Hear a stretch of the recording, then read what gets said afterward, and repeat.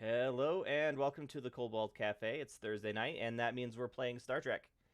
Um, Joining us tonight is the usual crew in the normal order that I do it. Daniel.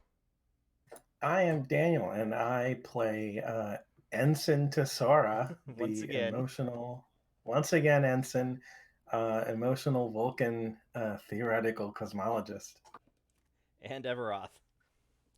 Hello, I will be playing today for you Commander Eversol and Commander Leonidas, respectively, if necessary. And James.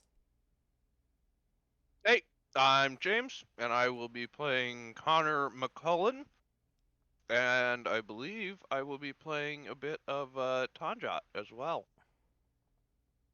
And Tara. Hey, I play Captain Demore, everyone's favorite captain. Tanjat's Everyone's captain only now. captain. And Tom. I'm Tom. I play Commander Vivek, the harried chief engineer. Yeah. So, we will open on the forward operating base Auckland that you guys helped set up and then defeated from or defended from an unknown attacker. The station is much more put together now, but it is definitely not completed. There's conduits running through the corridors. Several rooms are missing furnishings or carpet, but it's been pressed into service because of this sort of impending conflict with the Breen. There are 4 ships in orbit. So there is the USS Tarhana and the USS Tillamook, who have also been part of this task force that you've been a part of since the beginning. If you remember, the Tillamook was the one that ran into the mine that had the Andorian captain, Thazoric. And then the USS Tarhana has the Beta Z captain, whose name I do not remember. But it is a steam runner class. In addition to those two, there is a Intrepid class that is called the USS Vanguard. It is not part of this command, but was here when you finally limped to the base. And then finally, there is your ship, the USS Percival, who's definitely not in amazing shape. But luckily, there's quite a few members of the Starfleet Corps of Engineers around to help with that. So before we get to anything else, Wasn't the Tucker going to be around too? Because when they were the ones that were going to repair us, right? they are still en route. Okay. So let's take a look at your ship from last time. I'm sorry, did I miss you saying the Gallant, or is it not here The yet? Gallant has not arrived yet. Okay. In fact, they are waiting for you to start the briefing. Okay. Federation, Percival. But before we get to that, I want to take a look at the damage that you had last time. All right, so It was only light. It was light to moderate. So It was an engineering, right? The structure had taken 4 breaches. That is 1 breach away from being destroyed. The weapons had taken 2 breaches, and the computers and sensors had each taken 1 breach. See, on average, it's only light to moderate. I guess. Sure, I mean, if you average the engines in there that are undamaged entirely. See? Okay, so, Vivek, Yes. how are you prioritizing these repairs? So what's just the probably the weapons and computers. I think those are the two that are besides the structural damage. Computers, sensors, and weapons. Essentials weapon. Yeah, I'm gonna get computers up first, And then because then they help with the rest. okay. So then I will say that just in the time that you're limping to, Mhm. actually, I guess you're not even limping really, because for using a The engine. bipedal analogy, your legs are fine. Mm-hmm. You just have some crushed ribs and maybe a collapsed damage. lung. Yeah, like a mild concussion. Mild concussion, yeah. Sensors. I mean, I guess that's covered by concussion too. All right. Well.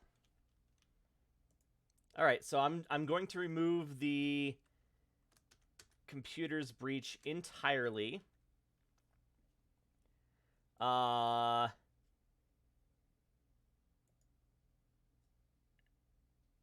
Yeah. Okay.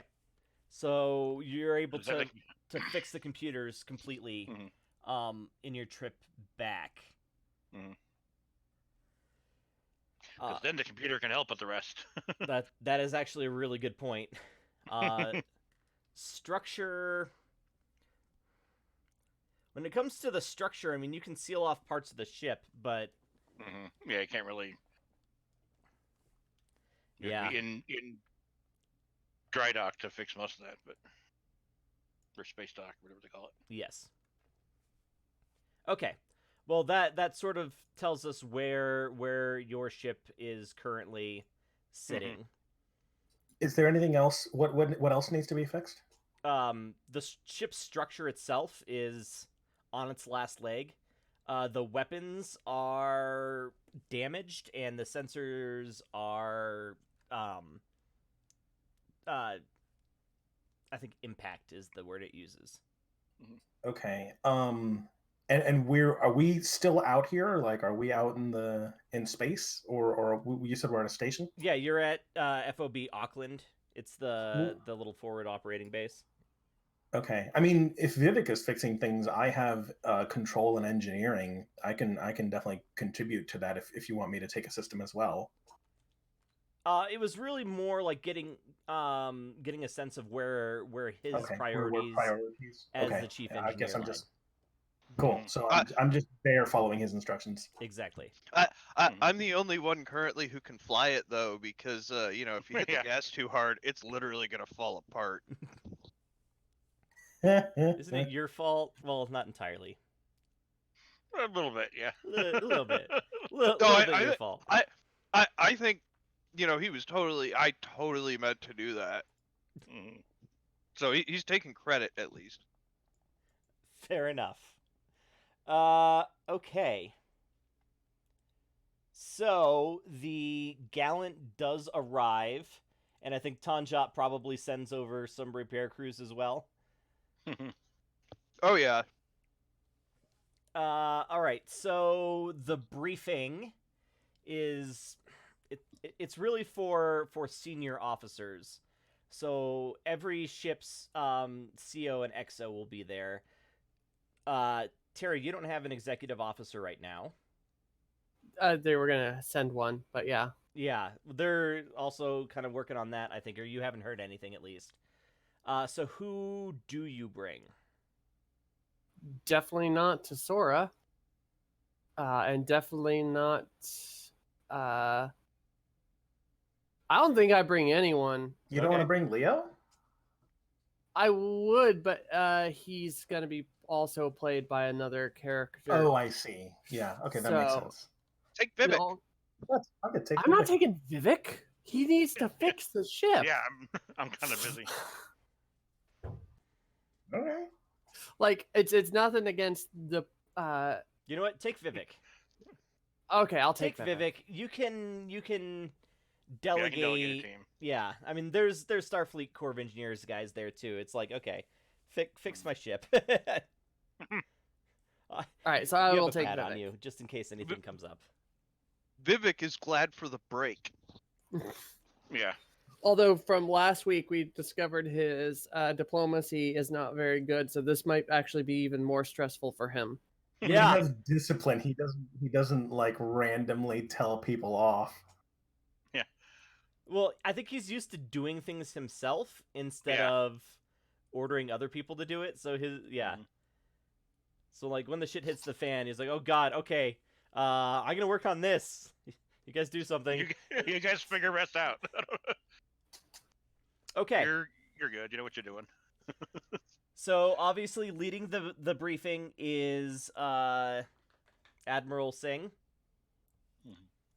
With him is another flag officer who nobody recognizes. I think just Demore.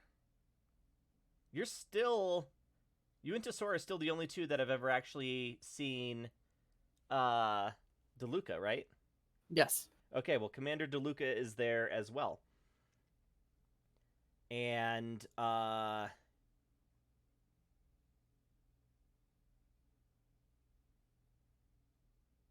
yeah, that's probably it. So, the Beta Zed and the Andorian, they're executive officers. You and Vivek and 2 flag officers and the intelligence officer. Tanjat? Oh yeah, right. Tanjat and your executive officer, Eversol. Did I forget anybody? Tanjat looks bored. Aw. Like Tanjat just looks like he's been in command of a ship that's not doing much of anything. All right. And he's not getting enough Klingon nookie. Yeah, and there's no Klingon nookie. Moving past that. So Admiral Singh starts the briefing. He's like, obviously everybody knows why we're here. We're on the verge of open conflict with the Breen. He clicks the PowerPoint presentation forward, and a map comes up on the screen. He's like, this is the current disposition of our forces and the Breen forces as of... He kind of looks over at DeLuca, and DeLuca holds up 4 fingers. As of about 4 hours ago, you can see there's, 100 little blue ships denoting Breen forces, warships, on the screen, kind of arrayed around Breen space and the closest systems that are unclaimed. He's like, Breen forces have started a gradual move out of their territory into the closest unclaimed systems. They don't seem to be interested in annexing right now, but they are leaving at least one ship in any system. It's sort of like a we'll call it an advancing war posture. It's like in that human game Risk. I was about to say, like, give a risk. Yeah, I mean, so they're taking territory. They're basically making sure that lanes of travel are clear. They're obviously getting ready to move forward. Click forward to the next slide, and like, this is the Punal system, home of the Tratado station. Based on some information from a captured Breen intelligence operative, and at this, Terra DeLuca kind of looks at you and winks. What? Didn't they not teleport him out, or did we just hand him over and they've been talking to him? Oh no, not the Breen. I mean, somebody who works for the Breen. Oh, yeah. Yeah. Okay. Like, we were able to thwart a plot to have forces from the secondary planet invade the primary planet. They had about 6 months ago seeded several inert like bomb satellites in their path, and since the two planets orbit on opposite sides of the sun, those bombs would have entered orbit and caused a lot of havoc on their orbital infrastructure and cities, which would then allow the sort of like hidden forces to stage raids on the planet. Their targets were mostly government buildings, but also some Federation industrial replicators that we have lent Punal 2-A. And so this was an incredibly important plot that we believe was sort of on behalf of the Breen to divide our focus and potentially drive us out of the Punal system, denying us access to the vital trade hub of Tratado Station. Ow! Ow. Bad Targ. Did you bring the Targ? Of course.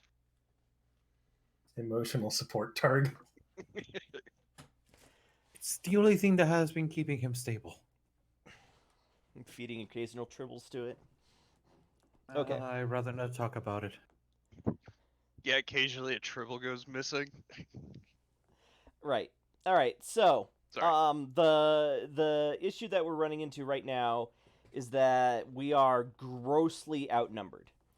There is a task force of 18 Federation ships that is currently assembling at Deep Space Nine. We are hoping they should be here in around 10 days. The USS Calypso, which is an old Galaxy class, is going to be the flagship of this relief group. But in the meantime, the Vanguard is here sort of as an intelligence platform, but otherwise it's just the ships that have been here for a while. So we kind of have to come up with our list of priorities. Any questions so far? No. No, sir. Okay. Not yet. Other forces in the region. He clicks up to the next slide. The Romulans have signaled through back channels that they are not going to be involved in this conflict. We're not. Even though they started it. We don't have any evidence of that. It looks like they took payment from the Breen in order to stay out, to the tune of a system in the region. Doesn't have a habitable planet, but it does have a nebula that we previously suspected the Breen of mining protomatter in. So, some sort of a shady, under-the-table deal, completely out of the character for what we'd expect from Romulans, of course, but the Klingons have pledged support to us. Unfortunately, the Gorn have been kicking up a territorial dispute in the Beta Quadrant, and so a lot of their free ships have been deployed along their border with the Gorn. Oh my god, how do you pronounce that word? Hemegeny? Oh. Yeah, Is that right? I think so. Hemegeny? Okay. Yeah, I think it is right. It's one of those words that I've read 100 times and I've never heard pronounced. Okay. So anyway, the Gorn have been kicking up a thing around them as well, so that a lot of their forces, free forces, have been deployed just, in case. But that means that they only have a few ships to send to us that we expect sometime in the next 3 days. We don't have any direct intelligence about the Gorn being paid off or working with the Breen, but intelligence certainly suspects that. Admiral Singh clicks forward again. And he says, now for the good news, the Breen don't really have a lot of allies. They don't really play nice with their neighbors, and they are quick to go to war. So, with the exception of the Baroka and a couple other low-tech races, around the sector, they don't have any allies whatsoever. And so even though they outnumber us, locally, there's no chance that they can stand up to all of Starfleet, like they did when they joined the Dominion. So, long term, there's no way they're winning this. Short term, we expect them to, historically they've used these as excuses to take territory and systems, and then use them as bargaining chips, or holding on to them during the treaty negotiations at the end of conflicts. Any questions so far? Tanjot, stop yawning. No, sir. Or yes, sir. All right, Commander DeLuca, will you please step in? And so DeLuca goes up and he's like, for those of you that I haven't met, I am Commander DeLuca of Starfleet Intelligence, and I've been tasked with in monitoring and intelligence gathering. He clicks back to the map and he's like, we've been able to get these highly accurate scans with the use of a subspace array hidden in an undisclosed location. I'd like to personally thank Captain Demore and the Percival for helping keep the Breen from identifying this location, as it would have had a severely detrimental effect on our war effort if they had been able to find that. I'll just simply nod. I think Tanja just kind of mocks. Yeah, I'm Captain Demore. I get to see all the action.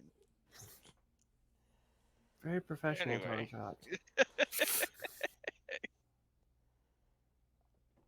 He's like, in addition to ship locations, within the last 3 days, we've been able to get extremely accurate pictures of ground forces and production increases at several key Breen worlds. And he clicks the little slide thing, and so several of the planets sort of within Breen space turn from blue to orange. He's like, these indicate, bless you, increased areas of increased production, where war material, ships, and weaponry are being manufactured by the Breen. They tend to have more people than ships, but they can scale up their armed forces considerably in not too long of a time. So obviously part of our priority should be to hamper this in some way.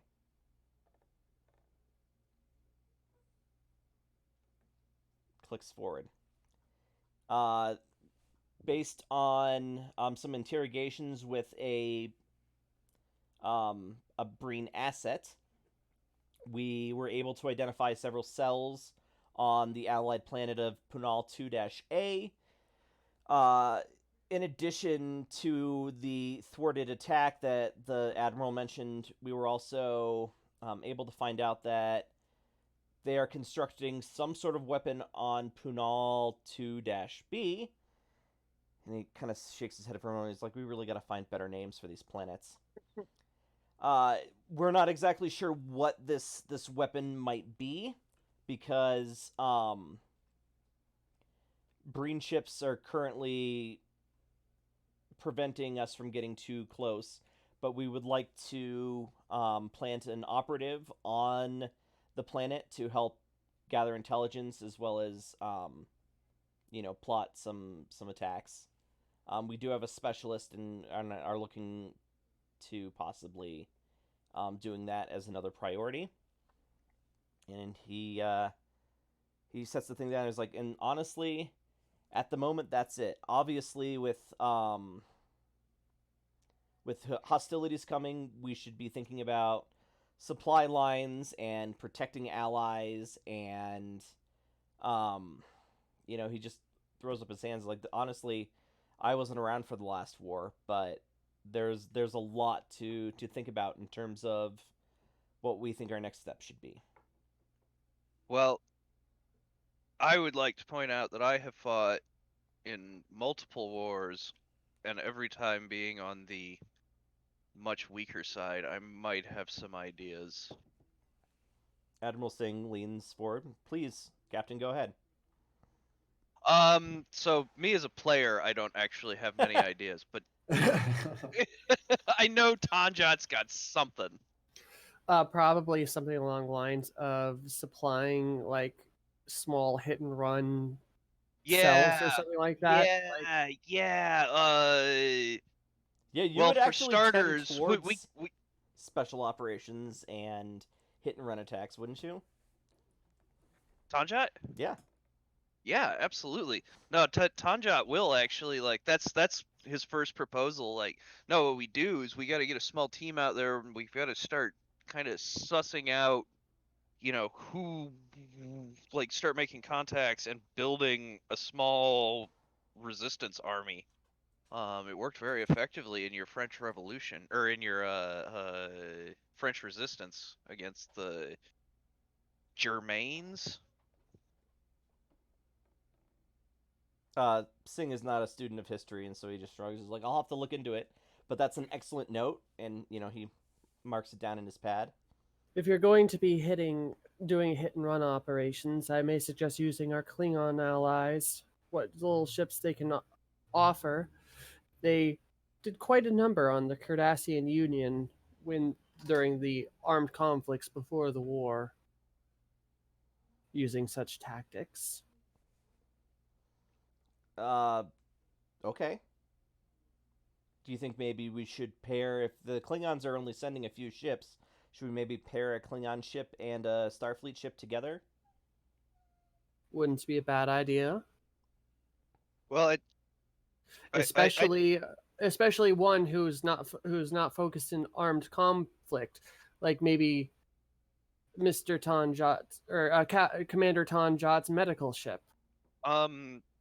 Can I actually propose consolidating the fleets a little more? I mean, for these hit and runs to work effectively, they have to go in, hit really hard, and then leave. So, if you're gonna do them properly, you do have to commit a lot of resources to them.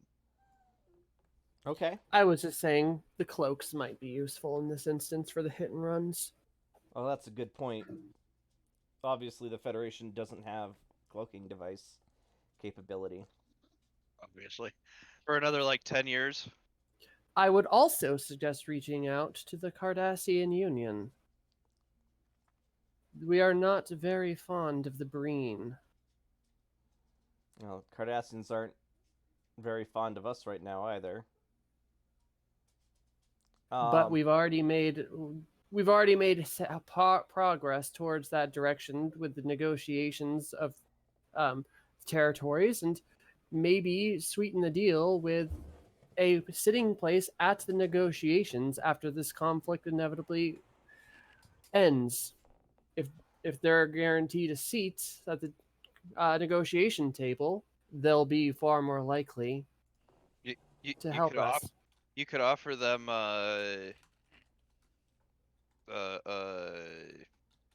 Breen territories upon victory. Exactly. I mean, I can't believe I'm gonna say this, but I would way rather have Cardassian neighbors. Thesauric, I think, leans forward and he's like, I noticed that there's a few civilizations that we have relations with in the path of this Breen advance. Shouldn't we consider offering them strategic defense? Oh yeah, definitely. I have personally made how many in the path have I worked with? 3. I have personally worked with 3 of them, and I could easily give them a call.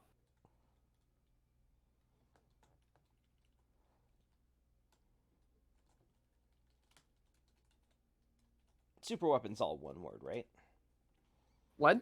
Super weapon is all one word. I think so. Yeah. I think so. Typically, Okay, so questions you don't want your GM asking. Yeah. all right. So Singh hits a couple of buttons on his pad, and up on the screen, super weapon in with a question mark after it. Hit and run attacks, contact Cardassians. Actually, it probably says Cardies, and defend allies. Oh right, and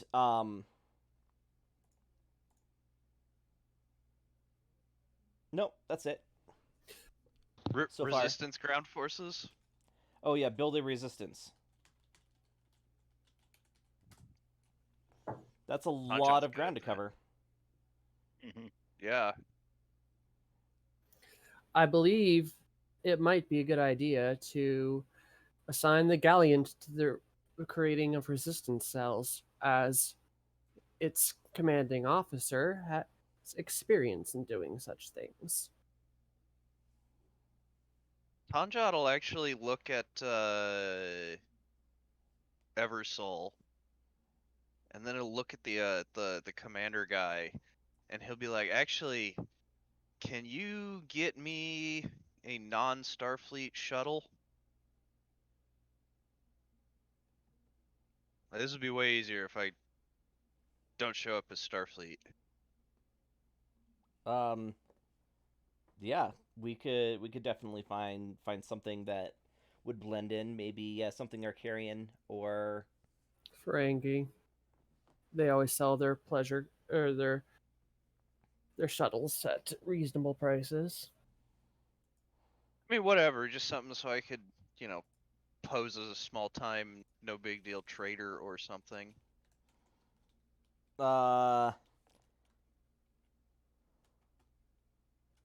If you're gonna do that, who's gonna take control of the Gallant?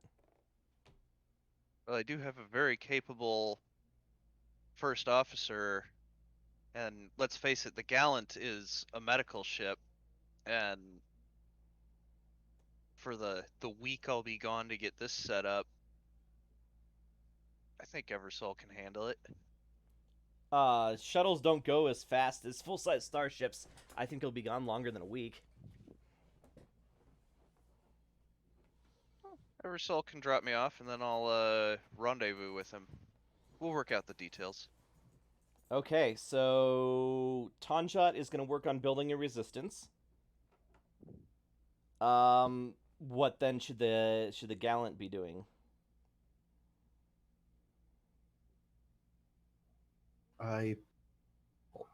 First episode would be surprised as to wait. You want me to captain a ship?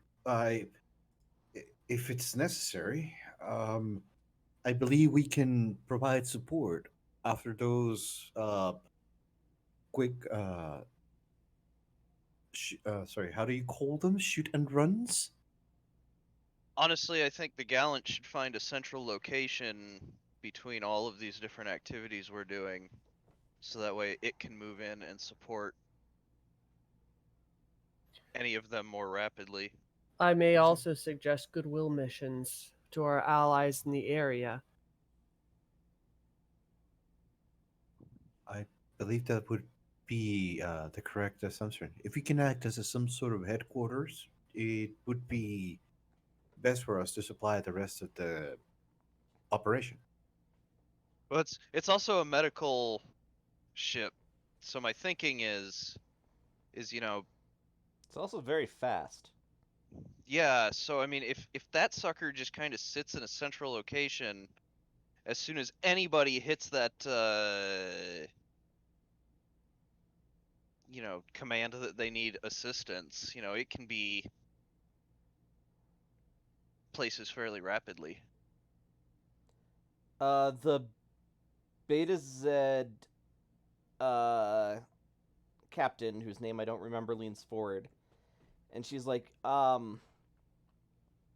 think my ship's about the only one that has a warp drive as fine tuned as the one on the Gallant, and I've got I've got some fairly advanced weaponry on board my ship. Can I suggest that maybe the pair of us act as a quick reaction force, kind of rapidly moving as a pair anywhere where a hotspot might flare up? I think between the two of us, we could handle, one or two Breen ships in addition to whatever force we might be, meeting up with. Admiral Singh, I think he nods and he's like, actually, I really like the commander's suggestion. I think I will temporarily hang my flag on the Gallant. Commander, you will still nominally be in command, but I will be leading all regional forces from that ship.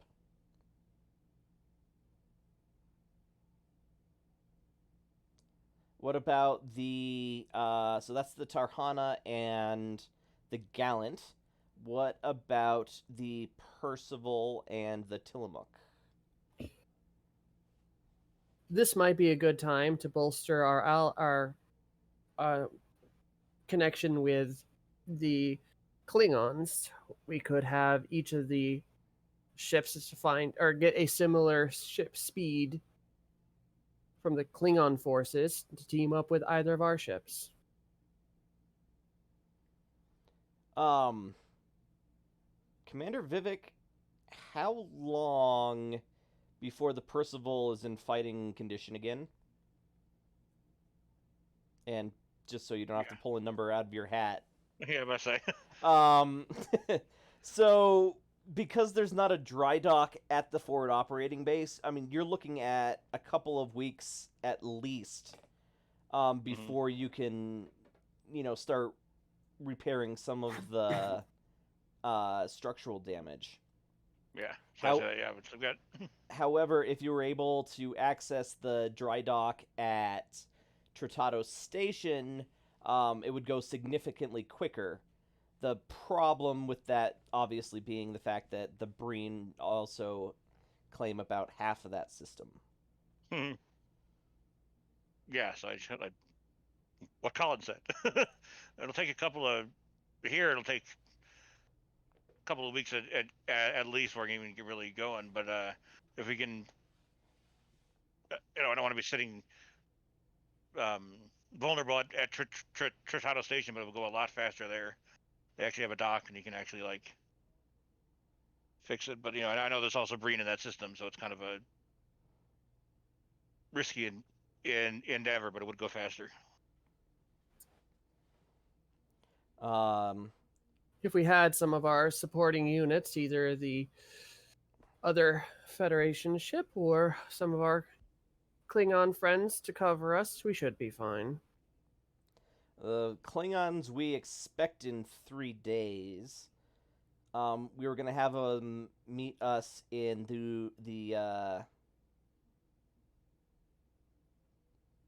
what was the name of the system that had both of your planets in it? Yeah, that system. That system. But we could easily have them meet us in the Punal system instead. There is the issue of the alleged super weapon that's under construction in that system, as well as an ally that was already the target of a Breen allied attack. Yeah, we can do sorties from Tratado Station if you need us to look into those kind of things. My skills could be better utilized in overseeing a repair of our ships, and I have several other officers who are well versed in this kind of thing. We could look into it while we were there. Okay. That leaves the Tillamook running point for the hit and run missions. Oh, contact the Cardassians. He's like, well, I guess that leaves that one for me. I could create a. I could. Or wait, they don't like me very much. No, Yeah. no, they do not. Okay.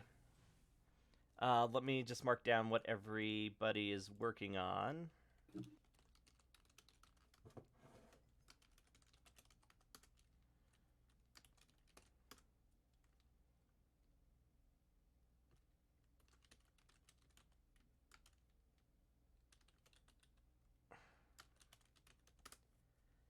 Okay.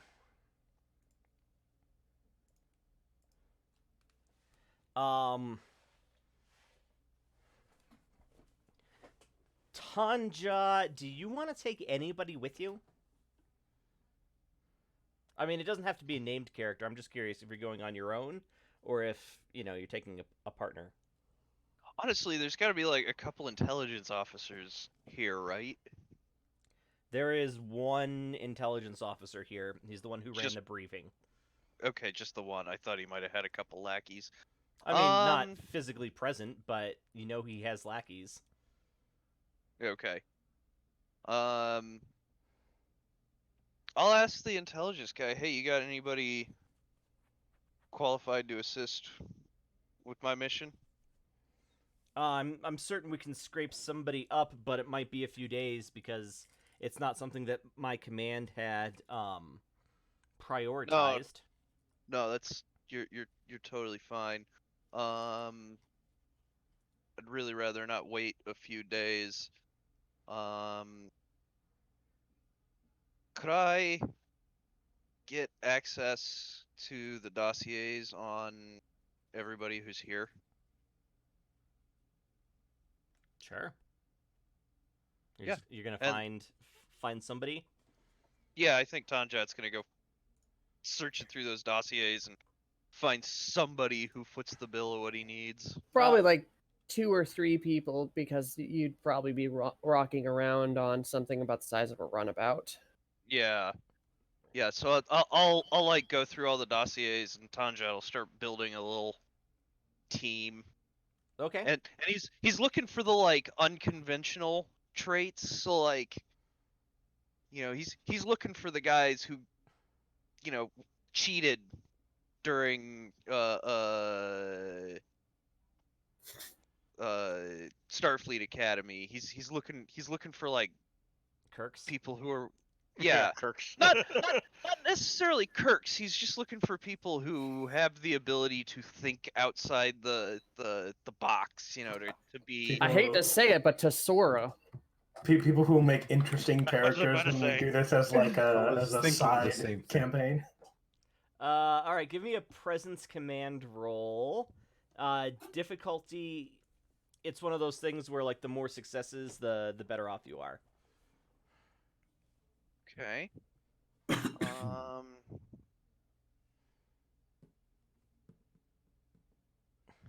So if I spend Tanjat's determination, does that count towards Connor's? No determination here. Just give me a roll. All right, this is 15-5.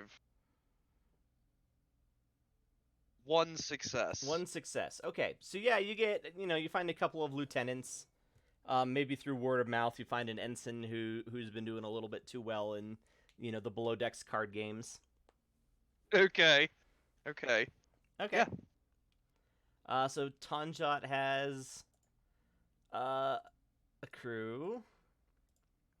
All right. So we have assignments. Does anybody have any questions? Even people that aren't there. You said I just thought I heard you inhale. I was about to say. Well, I was about to say I'm still lacking EXO, but I figure I'll bring that up after the meeting. Okay. Well, excellent. Let's get plans underway. File your exact specific plans and target lists with my executive or my shit. What do you call them? Lackeys. Adjunct. Officers. Associates, Adjunct. Oh, adjunct. there you go. File them with my adjunct before 2300. Good luck, everybody. Let's plan on meeting up again in approximately 10 days, which is when we expect the relief force from Deep Space Nine. And everybody kind of stands up. The Admiral catches your eye, Demora, and I'll stay seated. yeah, you sit while everybody else kind of files out. And finally, you, the Admiral that never spoke once, Singh and DeLuca are the only ones in the office or briefing room, whatever it is. He's like, right. Thank you for waiting, Captain. First, I wanted to address the situation where you came to blows with the Breen. Of course. Nobody's gonna second guess what you did. You were protecting a valuable Starfleet asset. They had invaded Federation territory. I mean, you followed the letter of the law. You gave them every chance in the book to turn around. So, I don't want you to think that me or the Inspector General or anybody else is going to come after you for starting a shooting war. Second, I know that you're short a executive officer right now. In the short term, Commander DeLuca here of Starfleet Intelligence has offered his services.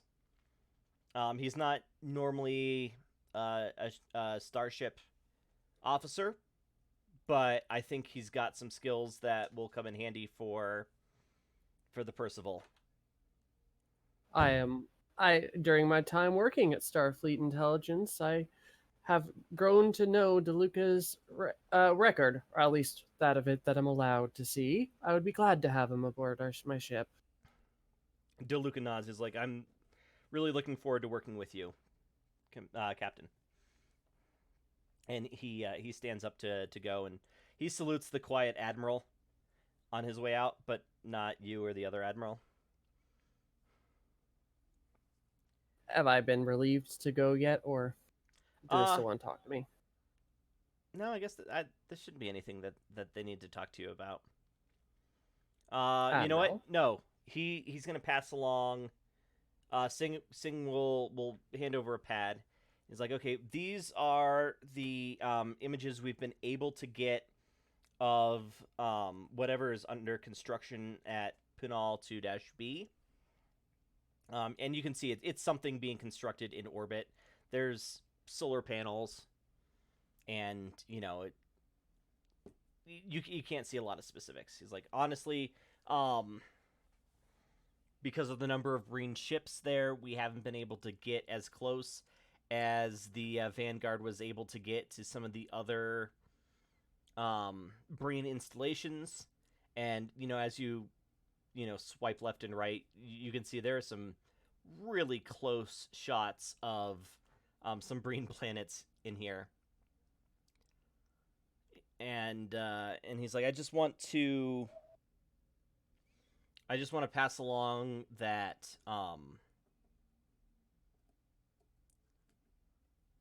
this is going to get a lot worse before our relief comes. I have the full confidence of every captain in the fleet, but we're going to take some losses. So just as the ship that has most consistently seen action and trouble, I want to make sure you guys stay safe. You took a hell of a beating, and we'll just say that I'm really concerned. That is war, Admiral. But I would like to get a certain permission from you. Go ahead.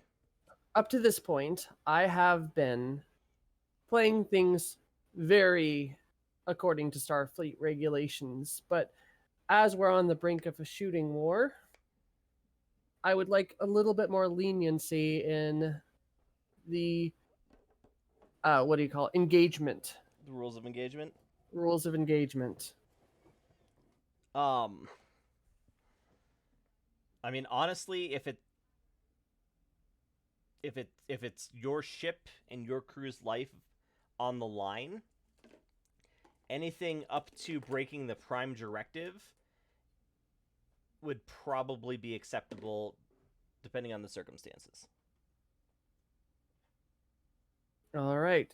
So as long as we're not breaking the prime directive, we're good to go. Thank you for the clarification, Admiral.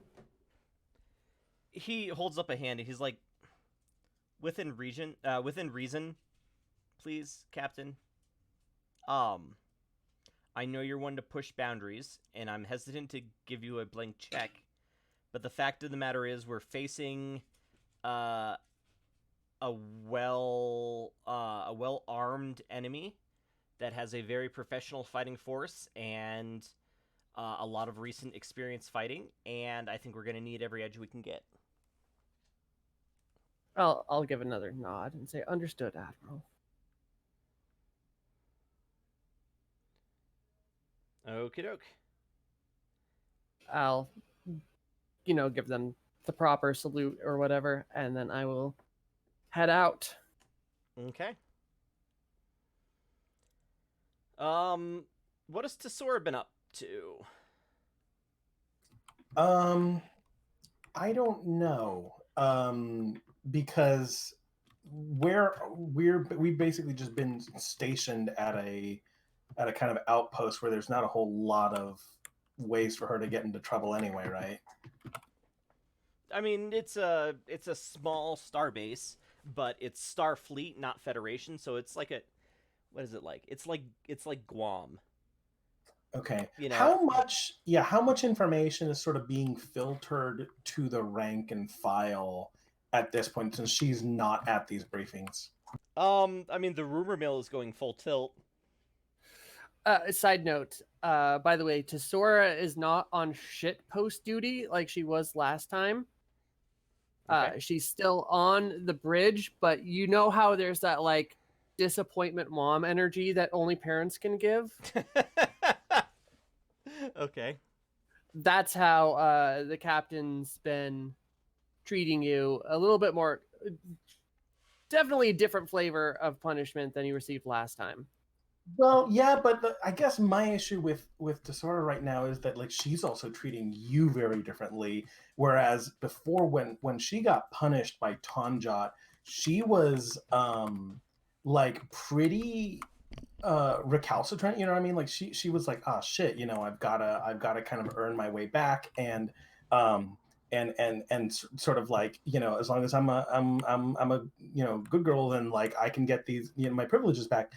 And right now, like I'm really struggling with kind of where she's at, because where I want her to be at is like almost teenage rebellion. Like she is not agreeing with any of the track you're taking, and the moment she sees DeLuca up there, it's gonna go to 11. So I don't want her to be like actively sabotaging you or really kind of disrupting the energy on the bridge, but I'm curious to know why wouldn't Demore like lash out at her, because I feel like by now she'd give her cause to do so. At this point, like I was just saying, that's how I've been treating you. How we want to do that down the line is up to roleplay. But that's Okay. how the last couple days, it's just been that cool, disapproving mom energy. Well, to the extent that like Tesora's getting involved in the rumor mill, she is not happy not knowing exactly why this war is starting. She's trying to keep it to herself, but I want to know like what the crew thinks of Tesora, taking into account like her relationship with the crew when we went onto the ghost ship, and she kind of had to take control of that small crew of people to kind of get out of there alive. But her, like, if she's monitoring anything, I wonder. Okay, here's a question: does Admiral Singh have people up his ass, considering that like 13 crew members died over a mission that, like, I don't know that we can publicly justify without getting some kind of angry protester mom energy? You know what I mean? Which mission are you talking about? The most recent one, Okay. where I mean, we started a conflict with the Brain. How public is it that we started a conflict with the Brain? Probably pretty. I mean, it would have been spun that the two Breen warships entered a Federation system, and after a standoff with a lone Starfleet ship, um, you know, started firing. Okay, but the Breen have their own propaganda arm, right? Yeah. And from the Breen's point of view, Starfleet attacked and destroyed one of their diplomatic ships, retreated into Federation space, and then fired on a Breen ship when they were pursuing the culprits. Okay, has Starfleet put out? Has anybody put out any alternative to refute that Starfleet did exactly that? I mean, I don't think there's a galaxy-wide news network, but I'm sure like we've provided what information we could to anybody who's got an embassy with Starfleet or with the Federation. Okay, I mean, yeah, she's privately been looking into that, because that whole story seems, it's a weird, like, he said she said on this whole matter of how this conflict started, and just sort of feels like there's not enough attention being paid to like why we're even at war in the first place, or what are the conditions that are going to have to be met in order for the firefight to stop. And until like we really have a good grasp on why the Breen, like what are the Breen objectives, why are they upset over this, did we in fact annihilate one of their ships in territory where we had no jurisdiction to do so, like, I want to be digging into that insofar as I can, like, without getting into too much trouble with the brass. Yeah, all right. I mean, so there's a lot of ways to read the situation, right? I mean, Yeah. most of the crew believe that yes, the firing on the Breen was justified given all of the events. But yeah, there is this sort of growing conspiracy theory that, well, maybe somebody did okay the assassination of this Breen diplomat, and whether intentional or not, maybe the Percival is complicit in covering it up by firing at the Breen. So most people, I think, are pretty quick to believe the best from Starfleet, but there are some long serving, like there's that chief petty officer that's all grizzled and is missing an eye from yeah. and he keeps telling anybody who will listen, oh yeah, I'm sure that we assassinated the Breen envoy. He had it coming, but they caught us with our pants down. We could have gotten away clean and we didn't, or, whatever it is. Like, there are definitely people on board that believe that Starfleet actually may have committed an assassination. Okay. Yeah, that's fair enough. Otherwise, like I said, Tesora's mostly been keeping to herself. She's, been, I don't know, maybe taking care of her little tribbles. Maybe the cat went missing and all the chaos, and she's been poking around the Jeffries tubes trying to find her cat before the hook spiders do. No, that ship has sailed. Oh. If the cat went into the Jeffries tubes, between the explosive decompression and the hook spiders, I don't think it's coming back. I don't know. Maybe it'll come back. We'll see. Okay, well, we'll see. It's a Scrundiger cat. You don't know if it's dead until it's found dead. Okay, fair enough. Okay then. So the Percival is going to travel to Tratado Station. Does anybody have anything they want to do before disembarking? Okay. Does anybody have anything they want to do in the week or 10 days that it'll take to travel there? Keep working on the fiction things. Because mostly we're going there for the hull, but I'm gonna keep I can work on sensors or weapons or something. That's fair. I think the sensors would probably be the easiest to knock out, and when you're near an enemy position in the middle of a war, it's probably a good thing to have. All right. Yeah. I would like to have a conversation with my new XO, but Yeah, why don't you invite him to dinner? oh no, I mean a conversation, not dinner conversation. All right. So where are you? My ready room. Okay. Ah, DeLuca. It's good to have you on board. I really appreciate your faith in me for serving as your XO. Of course. I just wanted to know a few things before we actually got underway. Or I wanted to talk about a few things before we actually got this mission underway. Anything that I am cleared to tell you about, I will. Understood. First off, I assume that it was the Romulans and not Starfleet that actually destroyed that ship, correct? That's what we believe, but we don't have any specific evidence that it was them. All right, but we didn't do it. Not to my knowledge. Good.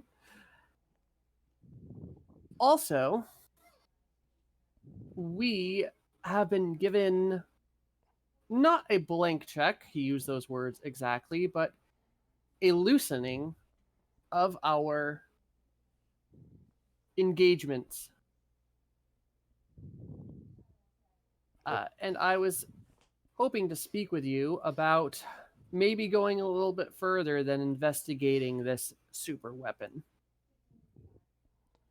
He's like, well, I have a specialist that's going to meet us on Tratado Station, who he's a doer, not an observer, but I'm willing to entertain some additional ideas. Well, seeing if we could somehow get to that super weapon, not with our ship, we might be able to lay some strategic devices and maybe take the thing down. I was hoping you might be able to come up with a plan for that. I specialize in strategy more than tactics, but when we get to Tratado Station, let's you, me, Commander Vivek, and Mr. Conrad sit down, and I'm sure between their expertise and our ability, we can figure something out. Excellent. Who's Conrad? They're our contact. His specialist. Oh, Conrad. That said, I just wanted Conrad. to update you on our friend Tesora. She once again has been demoted, I say with a frown. He's like, yeah, I've been keeping tabs on her. I don't know. She's got potential, but she obviously needs something. If she gets kicked out of Starfleet, I may offer her a job, but I'm still on the fence. She's got a pretty black and white outlook, that one. That's too bad. But keep an eye on her.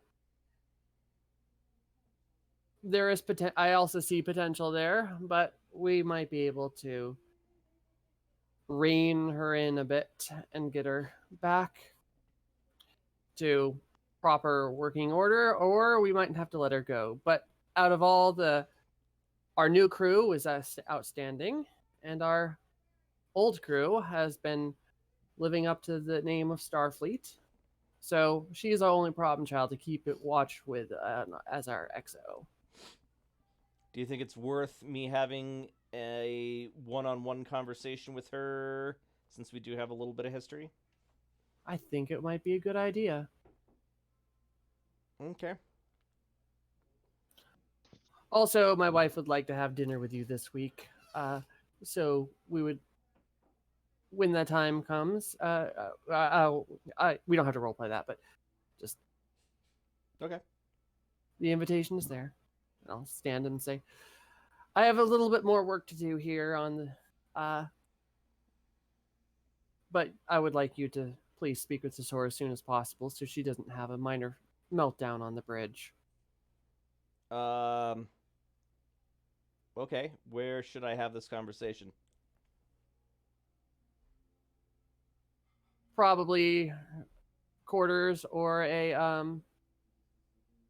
or one of the conference room. Probably better to do it in the conference room to avoid the appearance of impropriety. All right. He'll stand. Thank you, Captain. Thank you, Commander. Or what was his rank? He is a commander.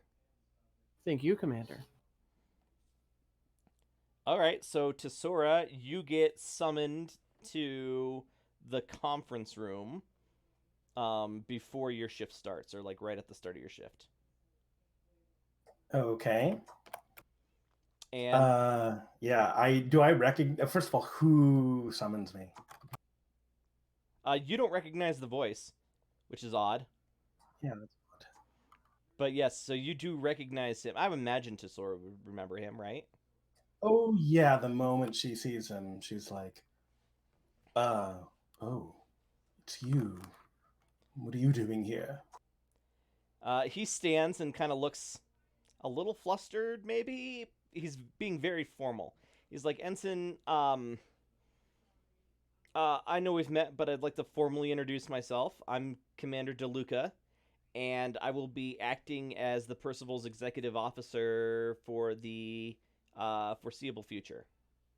She blinks 5 times, takes a deep breath, and says, oh, I see. Well, congratulations on your assignment. It seems your influence grows by the week. I actually asked for this posting because of how much respect I have for your captain and how well your ship has performed since coming to this region of space. I expect that you would have. I expect that you and Captain Demore would share what should I say? Would share a similar view on what should be done, on how things should be done in this. What do we call it? Is it a sector?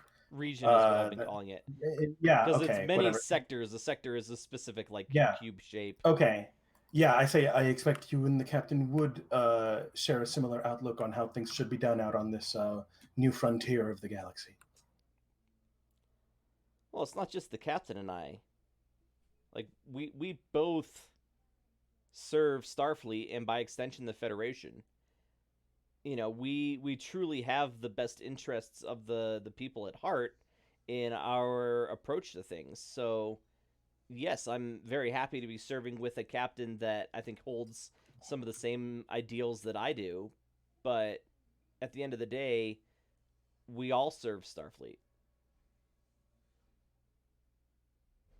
Um, Yeah.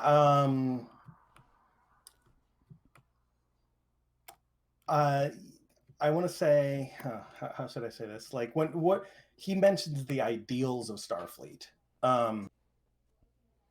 I say, what are the ideals of Starfleet? Like, are they? Is there a code? Is there a motto, a slogan that it sort of devotes itself to? Well, I mean, the motto is Ex Astra Scientia. What is that? What from the stars' knowledge? I think my Latin isn't amazing. Um, you know what? I'll say exactly that. Ex astris, whatever. My Latin isn't amazing. It is. Uh, it is an ideal. It is certainly an ideal worth upholding.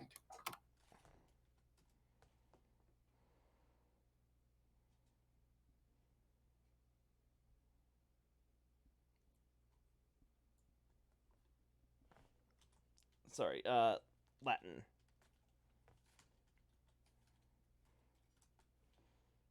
What's up? Sorry, did I get cut off? No, I just my curiosity got the better of me. Ah, okay. This is knowledge of the stars, but X I think means from. So from the stars knowledge or knowledge from the stars, something like that. Yeah. Like I said, yeah, that's what I say. It is certainly an ideal worth upholding. I should point out at this point that the first time you saw him in hologram form, Yeah. his Starfleet badge was black. It is your standard brass and silver color now. Oh, do I know what that means? You did not at that time, no. But is it public? Not like, can I figure out what a black badge mean? Like, black badge, does that mean intelligence? No. In fact, even if you did research on it, I feel like you would like hear I would come away stories with, about like, some like it's Delta Force non-regulation. or yeah, like there's some group that uses the black bag or black badge, but whatever it is like super black ops. Like yeah. Okay. But you do Um, not know the exact connotations of the black badge.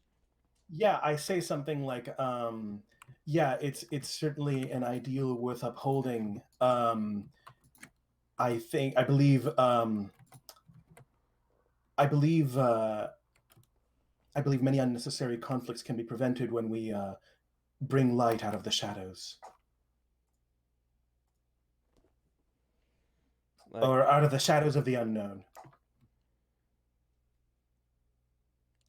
I think that sometimes people are safer not knowing what happens in the shadows, Ensign.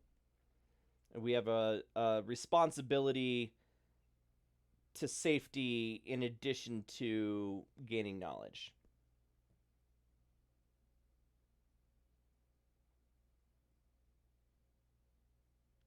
Um, I think actually that cold silence right there yeah. is probably the best way to end it. So like you guys just stare at each other across this long conference table, and then he stands and is like, "Well, I look forward to working with you."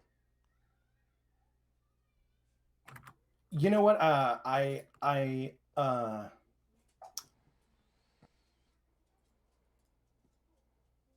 say,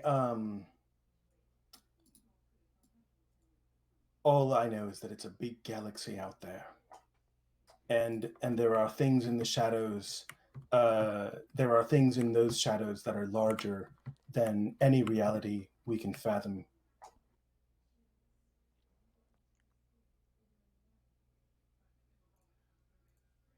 Okay, well now he says that he looks forward to working with you. Yeah. Okay. Cool. Um, yeah, I'll leave it at that. I don't know that she replies that she looks forward to working with him. All right. Anything else en route to Tratado? mean, I can't think of anything. Okay. So on to the next problem. Tratado Station doesn't want to let you dock. So I think like we open the scene with whoever's on duty on the bridge. Oh, who is it that I always use? Bomox. Captain, this is Lieutenant Bomox on the bridge. Yes, Um, Lieutenant. We've arrived in the Punal system, but Tratado Station is denying our request to use Starfleet's dry dock here at the station, ma'am. I'll be right up. Okay. So you get there, and a quick look at like the tactical display. There are 3 Breen warships, kind of spread around the system. None are encroaching anywhere near your ally, Punal 2-A. But They're sitting there menacingly. yeah. None how are far- also in the vicinity of the station, however. Okay. How long till our Klingon friends get here? I think one of them is waiting for you, and like 2 more are on the way within the next 24 hours. Okay. I'll call the station. Percival to Tratado Station, please come in. I already told you once, Percival, we cannot let you dock at this time. And I am the captain of the ship, and I wish to know the reasoning behind this decision. Tratado Station, by law, has to remain neutral in any conflict between Punal 2-A and -B. And then you just hear a pause, and on the other end, God, we really got to find better names for these planets. That's why this station is run independently of either government, because it is the property of both. We cannot let it become a target for either side in the course of any conflict. There's currently not a war declaration that has that is happening. We get the news, Percival. We know that you destroyed 2 Breen ships, and that the Breen are currently advancing into neutral areas. But at this time, war has not happened. Why don't you go ahead and make this a roll? Yes, please. Um, Diplomacy, persuasion. yeah, I think presence, command, diplomacy, I think. So 16-5. We don't have anything to back this up, so Shiblui. Oh, motherfucker. Well, you make it. What is the complication? They let you dock. Reluctant. Well, they're reluctant, but I think to counterbalance that, they have to give the Breen something. They let a Breen ship dock? Honestly, maybe. That would be that's Like good. next to us? I can use that. I don't think they dock. They've been telling the Breen that they can't be within a certain distance, and I think they have to lift that restriction. So one of the Breen ships is now like within a few 100 kilometers of the station. The second thing I do, I call down to Vivek after we dock. Yep. Vivek, I don't know how long we're going to be allowed here. I want double shifts on the repairs. You got it, ma'am. Get this going. Get with the Tratado Station staff and everything else too, or the Federation staff who are there. Yeah, there are Starfleet and Federation like employees Mm-hmm. Of Starfleet that live and work on the station, although it's possible they're going to have to be moved if nobody's going to be allowed to dock here, because really not doing any good. Yeah, you. Oh, actually, yeah. Give me difficulty to presence engineering. At least engineering I'm good at. All right. I don't have any momentum yet. That's one success. One success. Okay. They get to work, but it's not the most efficient process. You really need to. Have you spent your point No, I yet? haven't. No, I haven't. You should really just buy a leadership focus. Mm-hmm. Oh, that's a good idea. What is his presence? 7. 7. Oh boy. Oh boy. Like I said, he's used to doing everything himself. Okay. Yeah. Yeah. So then, Vivek and Demora, you get your presence is requested in the conference room By the XO. by the XO. Also, after that, I would like to talk to our Klingon friends. Okay.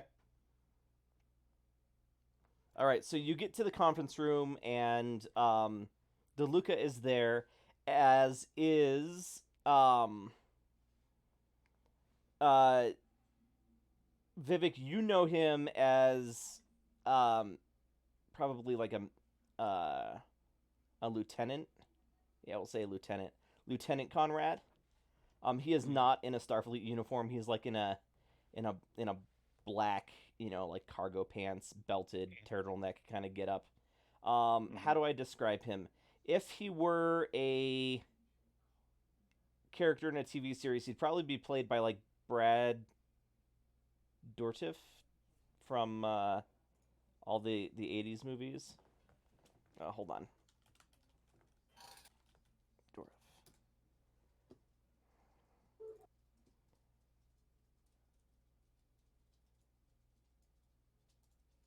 Yeah, this guy.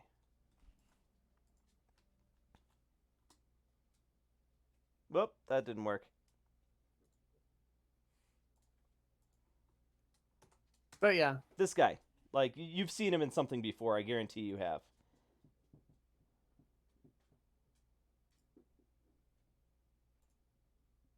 Yeah. Oh yeah, he was Grima Wormtongue. See, he always plays kind of odd characters. Oh my god, you know what? He was in Voyager. yeah. For like 3 episodes, I think. Yeah, okay. So, but yeah, he always plays kind of, like I said, weird off the wall characters. But that's like this kind of guy. But that said, he's on the older side. And like I said, not wearing a Starfleet uniform or comm badge. Oh. Yeah. So, Vivek, this is the first time you've seen him since what, the Dominion War? Mm-hmm. Like, oh. His eyes light up a little bit. He's like, "Oh, Vivek, it's good to see you." And he reaches out his hand, good naturedly for a shake.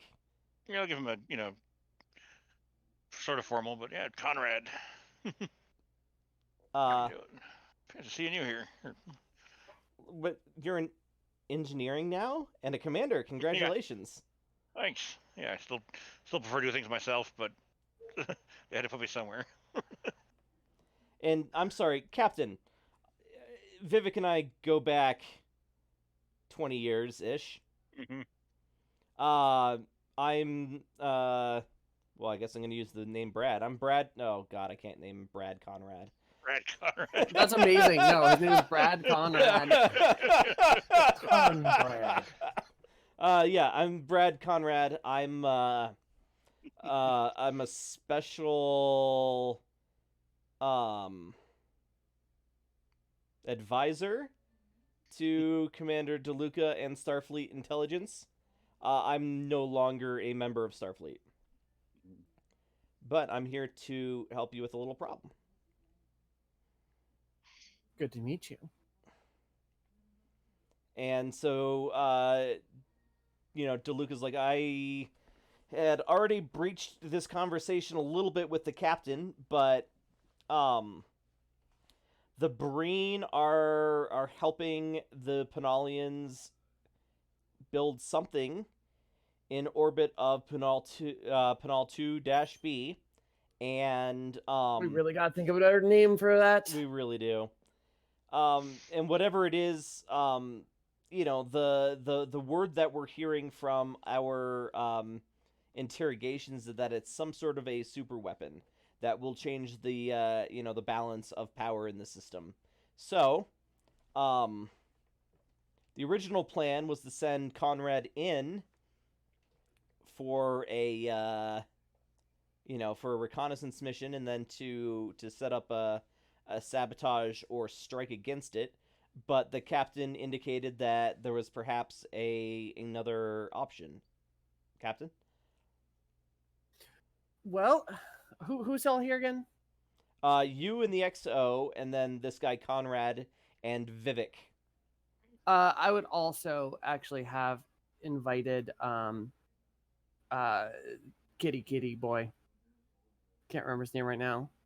Leo. Yeah. Okay. Into this meeting. Okay. So when you realize that's the meeting that's happening, you get on the comm and call Leo in. You there, Ev? Yeah, sorry. I Okay. thought I missed myself when I was playing Eversoul. So yeah, Leo comes in and he looks a little bit disappointed. He tosses the book that he was reading last time just in the garbage as he just comes into the bridge. Oh, okay. Not a fan of poetry. Get you. Not that kind of poetry. Not my style. So like Vulcan poetry. the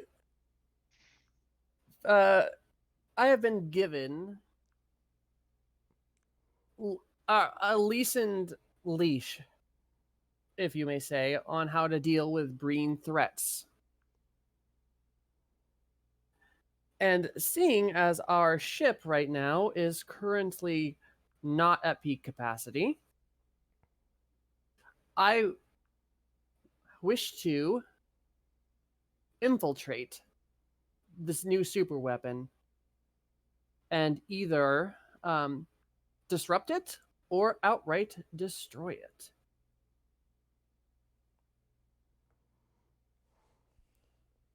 You got my attention, Captain. What would be the preferred target? If we could destroy it, all the better. Hmm. Strengthen our allies, weaken our enemies, and show the Breen that we are not to be reckoned, or that we are forced to be reckoned with. Get me inside the ship with a team and I'll do as you command. I mean, if it's I have yet to discuss it with our Klingon friends, but I believe we could use one of their coming ships to get in close to the device. Sounds perfect.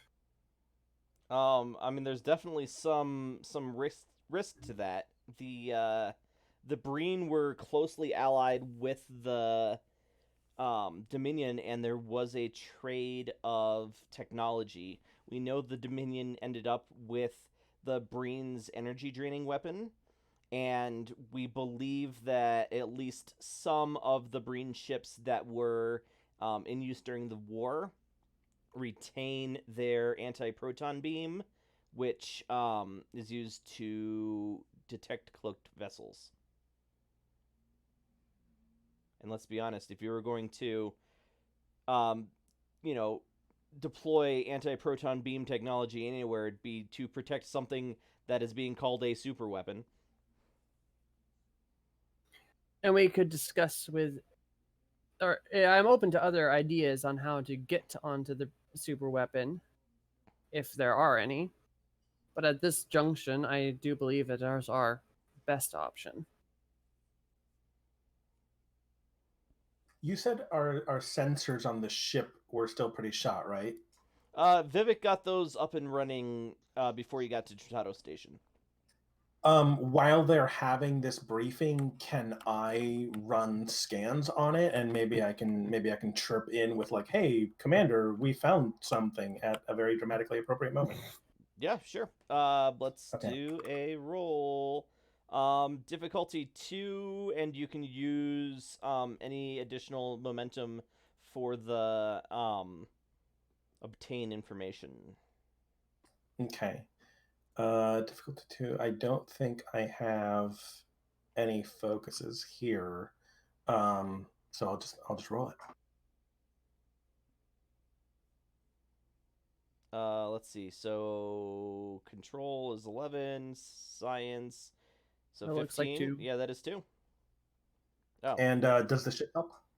the ship does help. Ships Percival. That will be sensors science 12-2. Hey. Nice. All right. So what you get from your basic scan is there is definitely something being constructed, but there is also some sort of a field being generated around it, specifically to try and prevent scans, energy from being directed at it and then returned. So it's really hard to get anything on sensors. Visually, I mean, you can see a basic outline. It is not a space station. You don't see any of the telltale, uh, spaces for habitation or anything that would support that.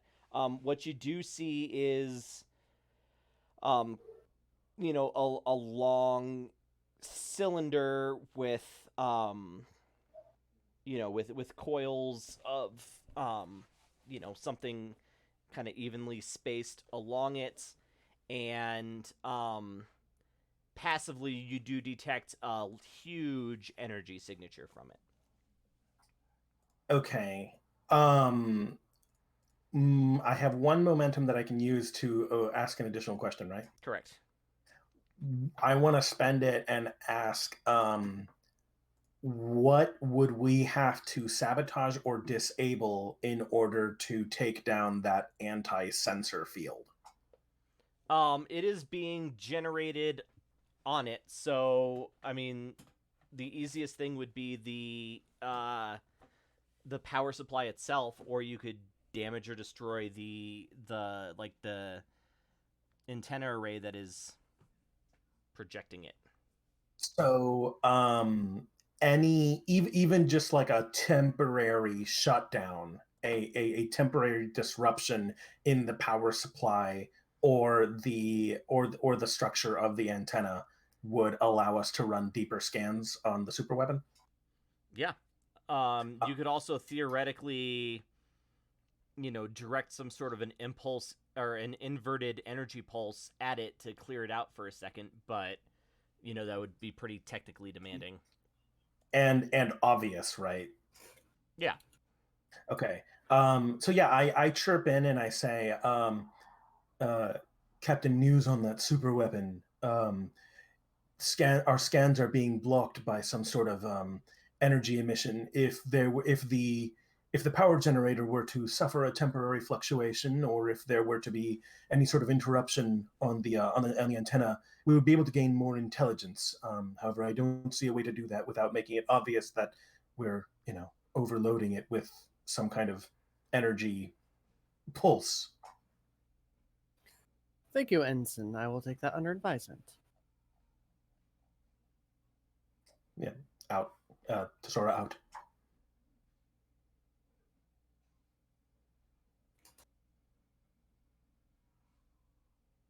Okay. Uh I'm definitely open to other ideas. Maybe even sneaking on to and commandeering that Breen ship.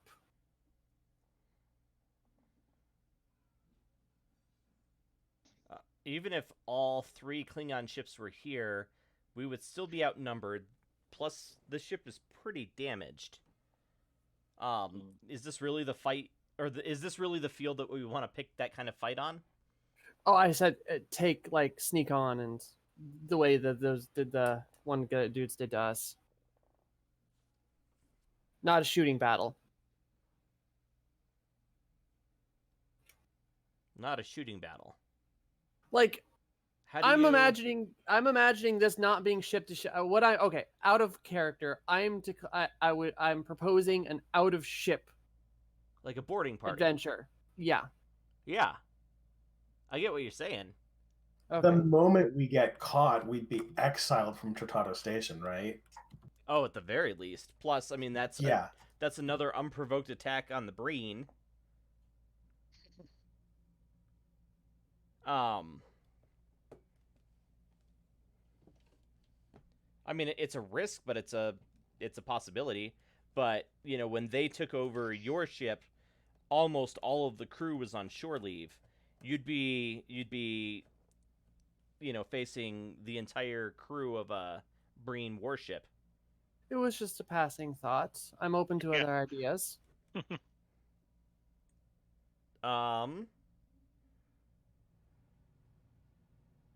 Conrad's like, Vivek and I have run this sort of thing before. There's not a whole lot you can plan for. You know, let me get over there. Let me do some recon and see what I can figure out, and I'll report back and we can come up with a better plan. Sounds good. It's like, now getting me over there is a problem in and of itself.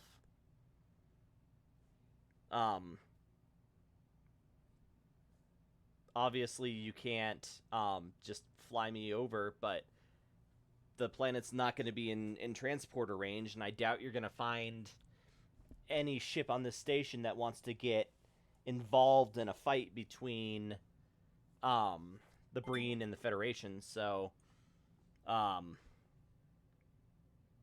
yeah. I have an out of character question. Is Yeah. it obvious to the admins on Tratado Station? Oh, I'm sorry. Where is the super weapon being constructed? In orbit of there's the two planets that orbit exactly opposite each other, and the one that is allied itself with the Breen. It's being constructed in orbit of that planet. Is it obvious to? Would it be obvious to the admin of Tratado Station who's trying to stay neutral that like there's a super weapon being built in like their front yard? I mean, it's obvious that there's a lot going on in orbit there, and that there Okay. are Breen warships. They're not worried about the whole system. They're just worried about their own station remaining neutral. Okay, yeah, sure. that sounds like they're asking to be held hostage in the near future. Well, but that's just me. the station is co-owned by the two warring planets. That's gotta be a political relationship that is starting to get pretty dicey, right? Which is exactly why these guys are going to extremes. You know, it's run by... It's not even run by anybody from those systems, right? Or from those planets. Like, yeah, it's some kind of bipartisan committee that's pulling their hair out. Exactly. Okay, fair enough. Just wanted to clear up. For a second I thought the weapon was being built on the station, but if it's on the planet, then it's a little bit more delicate. We do have this hot shot new pilot, and maybe we could coast in old school style, powered down, only using navigational thrusters. Or what are they called? Not navigation. Light thrusters. To get you in. That is old school. I like it. It would definitely be easier to to sort of evade that if we're not radiating heat or electromagnetic energy, we'd probably have to come in from above or below the system's elliptical, but that's not a bad idea at all. We could even maybe run a distraction run. I am good at making people notice me. I could make a phone call, or I could contact them during this.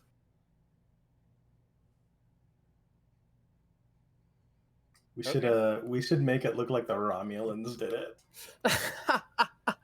Oh, that'd be good. All right. Unless there's any objections, I would like. I think we have a first stage of our plan.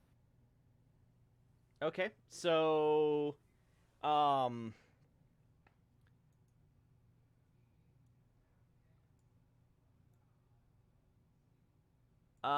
the Klingon ship is not one you're familiar with, nor is the captain a Klingon that you've had relations with in the past, Tanjot. Relations.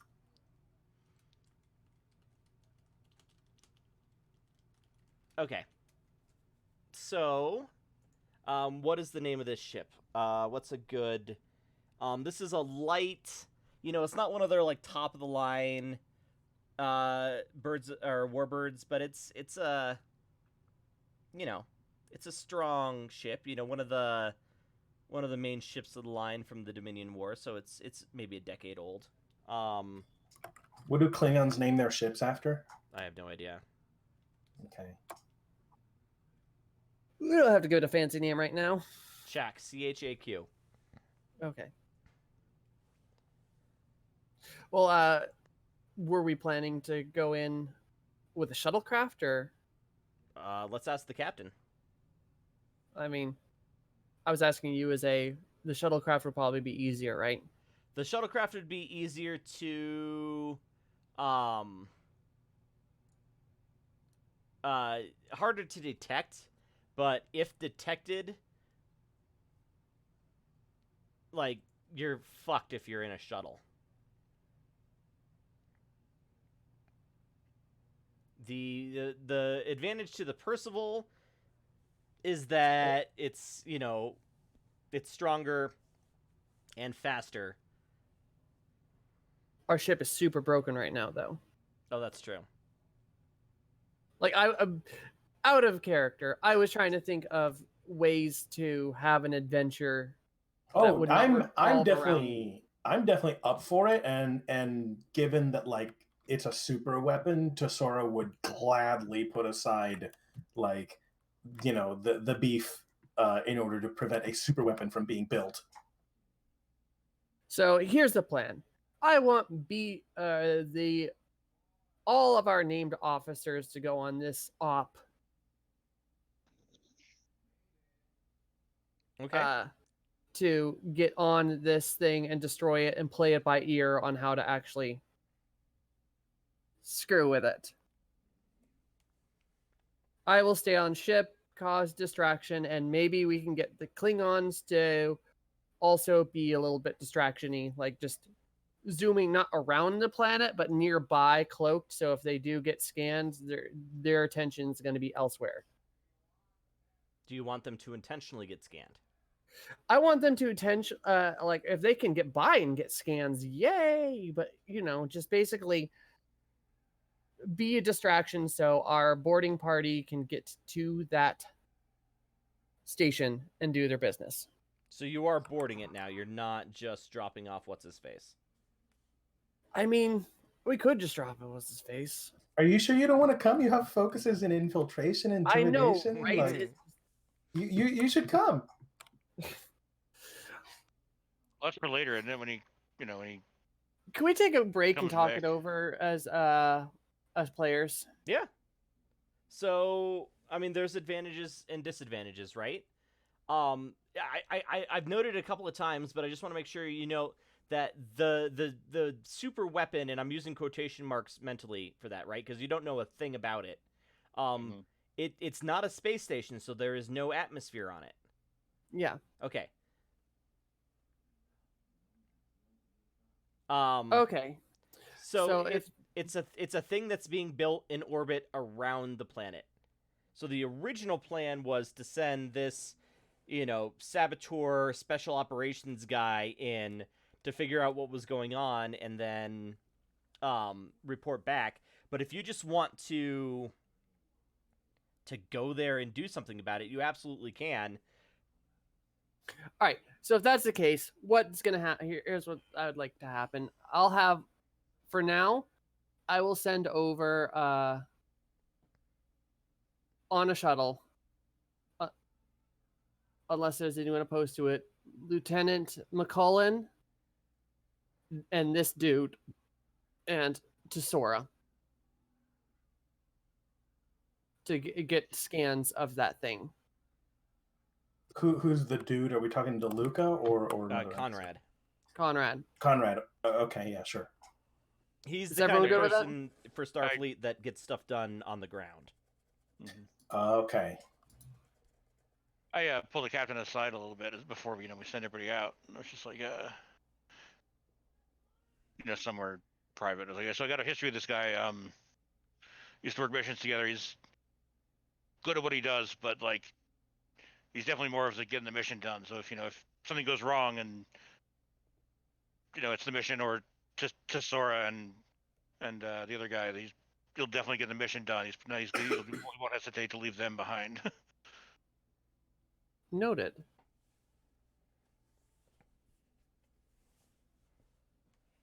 Yeah, because he said good operative, but he's a little bit too cold, too cavalier for me. Thank you for your concern. I will take that under advisement. Of course. That said, to get things moving on, shuttlecraft those three. Okay. Those three. James, Conrad, Tesora, and that guy. Yeah. Okay. And Conrad. We need someone on sensors. We need our wet ops guy, and we need our hotshot pilot. Okay.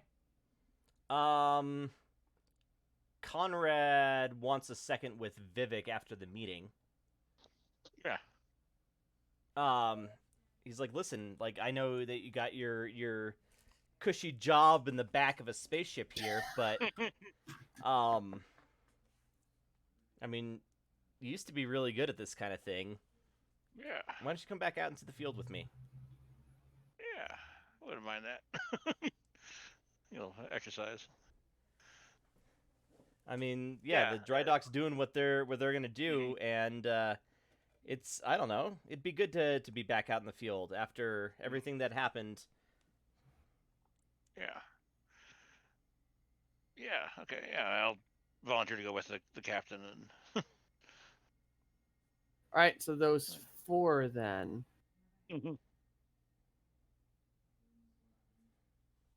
Okay. And if things get hairy, we might as well invite Commander Leo. I see what you did there. It's because there's a cat, isn't it?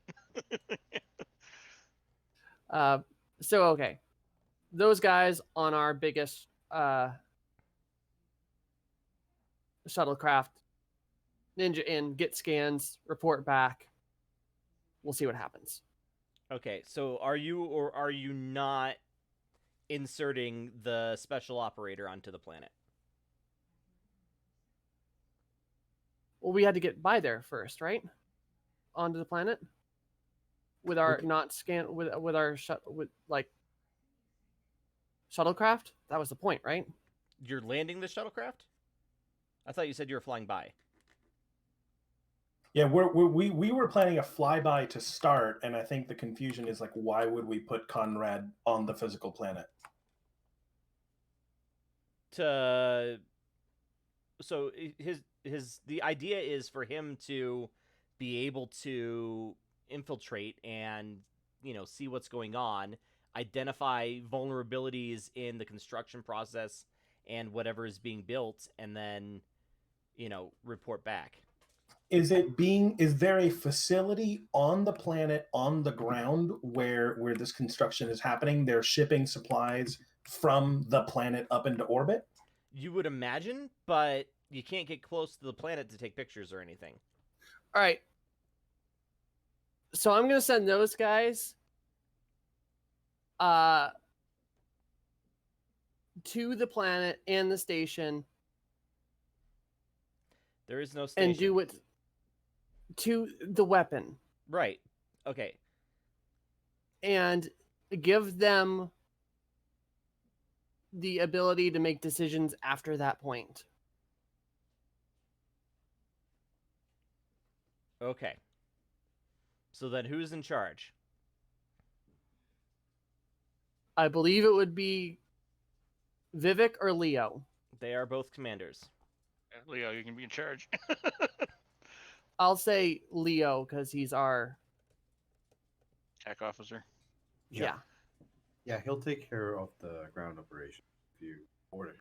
It's ground or scan, whatever. At this point, just So you're just telling them to go Shoot. there and then do something. go there, do what's necessary. Is that's just doing a flyby and scanning and coming back.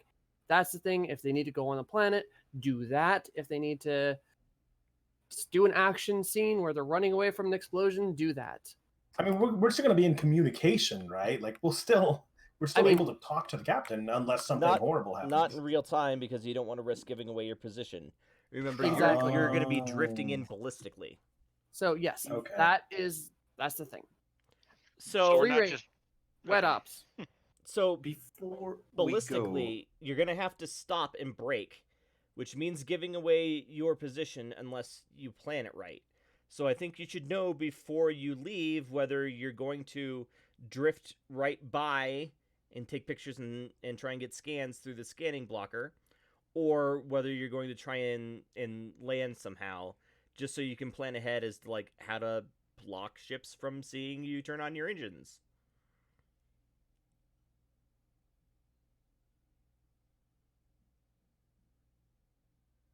I'm still confused. I thought this was originally like going to be the scouting mission. There'd be a second one later to sabotage it, right? Yeah, but once we're there, once we're next, let's say hypothetically that we stop at the weapon. We take our pictures, we take our scans. The act of getting back to the Percival will force us to turn on engines and thereby make ourselves known. That's what I think Colin's saying, right? Yeah, I mean, just the act of stopping, unless you have a plan for not getting detected, will get you detected. So the question is, when do we want to risk getting detected? Near what object are we going to stop this drift and be like, okay, now we gotta potentially go loud?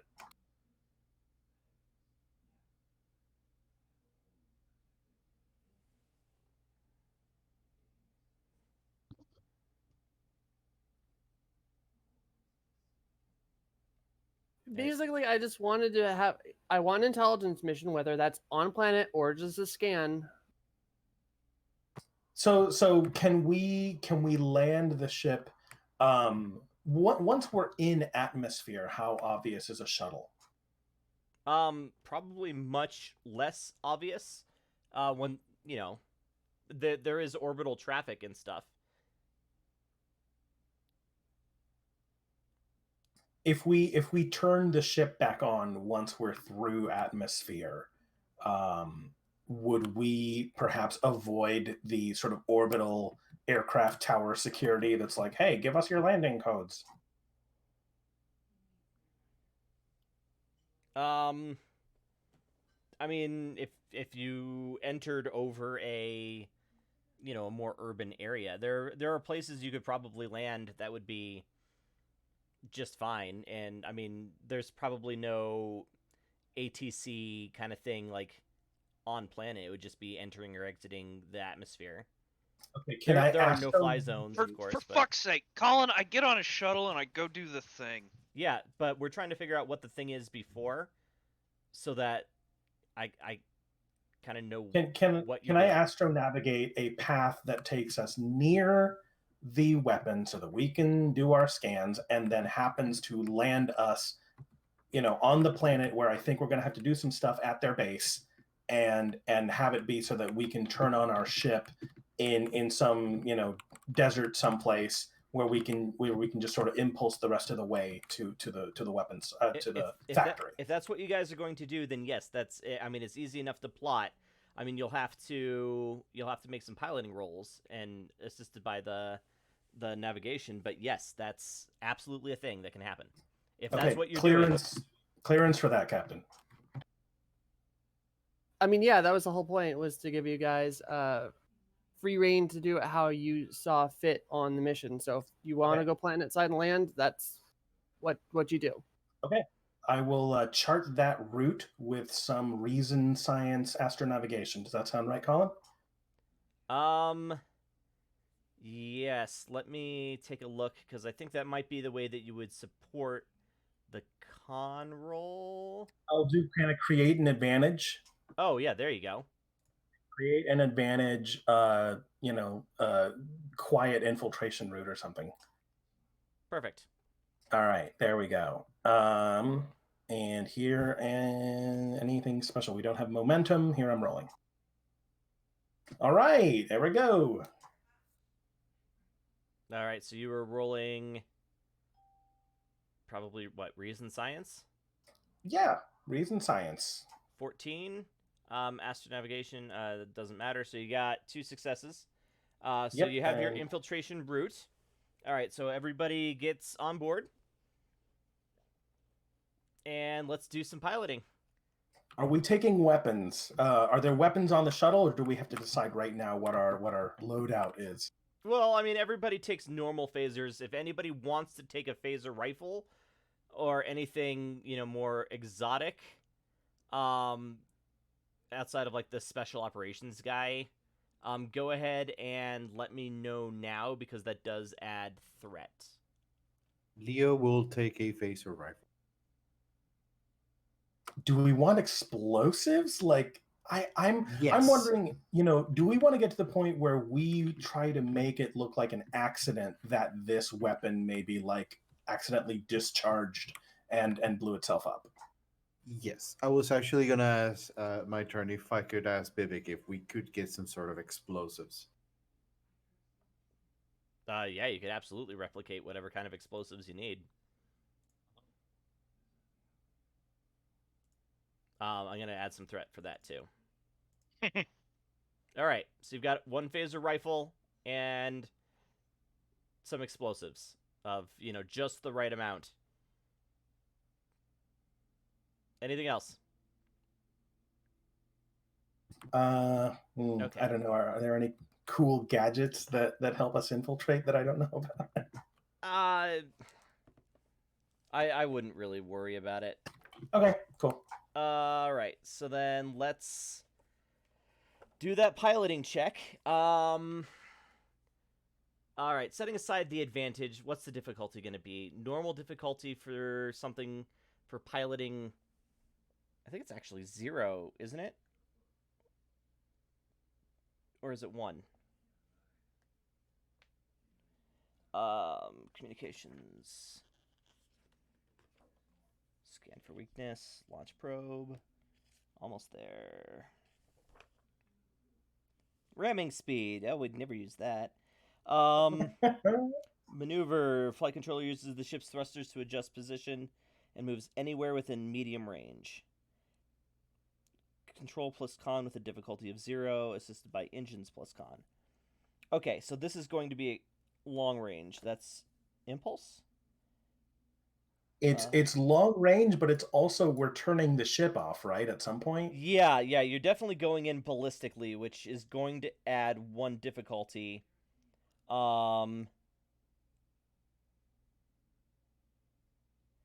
make it a difficulty 3, I think.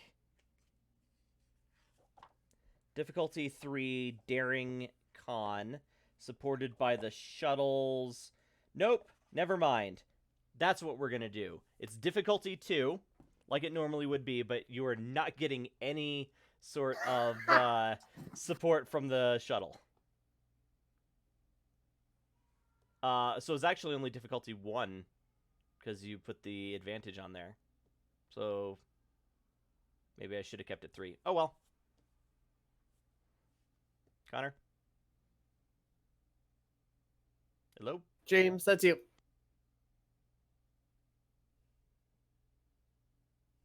He might Is he dead? lost connection. It might be a good time for a break. Yeah, all right. I guess we've been going for a couple hours. We'll be back. Let's make it 6 minutes, 10 after the hour. Sounds good.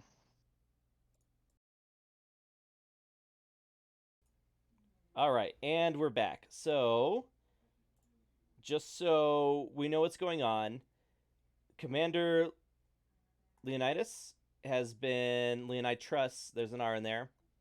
I'm never going to remember that. Has been given command of a shuttle mission to infiltrate the Pinal 2-B orbit with a shuttle on a ballistic trajectory. The plan is to, did you decide to land? If that's what Leo wants to do. I'm asking Leo, since he's the commander of this mission. Sorry, I still have a little bit of a question there. Sure. The weapon is in space or in the planet? It's in orbit under construction. Okay, so I think we don't want to get on the planet unless we find an option during the scan. Okay, so you were just going to fly by it and scan, is that correct? Will Yes. scanning give us away? If you use active scanners, yes. If you use passive, no. Okay. The hard part is the scanning field. And also, are there ships milling about the weapon? Yes, it is under construction. So there are like orbital construction ships there that you can see. Okay. There's also a Breen ship. Oh, I see. Okay, so the other ships are not Breen. The other ships are local. We Punalian. gotta. What is it again? Punalian. Punali. Okay. Punal is the name of the system. Punalian So I'm saying ships. Punalian, yeah. Okay, so Punalian ships are about how many Punalian ships are there around the station as we drift by? So you are going by. I think we are going by. Yeah, we Okay. got to go by in Then order to let's- passive scan it, right? Yes, but Okay. if that's the plan, then that's what we're going to move forward with. But I still need that roll from Connor for the ballistic trajectory. I just want to confirm that we are committed to this course of action. Leo? Yes. Sure, whatever. So that was a 1 difficulty roll for Connor. That ended up being a whole 1 difficulty with no support from the ship. Daring Con makes 3. Focus? I imagine that he's got. Oh, he doesn't have anything for shuttles. Helm operations. That's big ships. See, I was trying to go for something with the little ships. Small And- craft is usually, or shuttlecraft, something like that. What's the one that you have, Tesora? I have helm operations and small crafts. Right, yeah, one for the big ships and one for the small ships.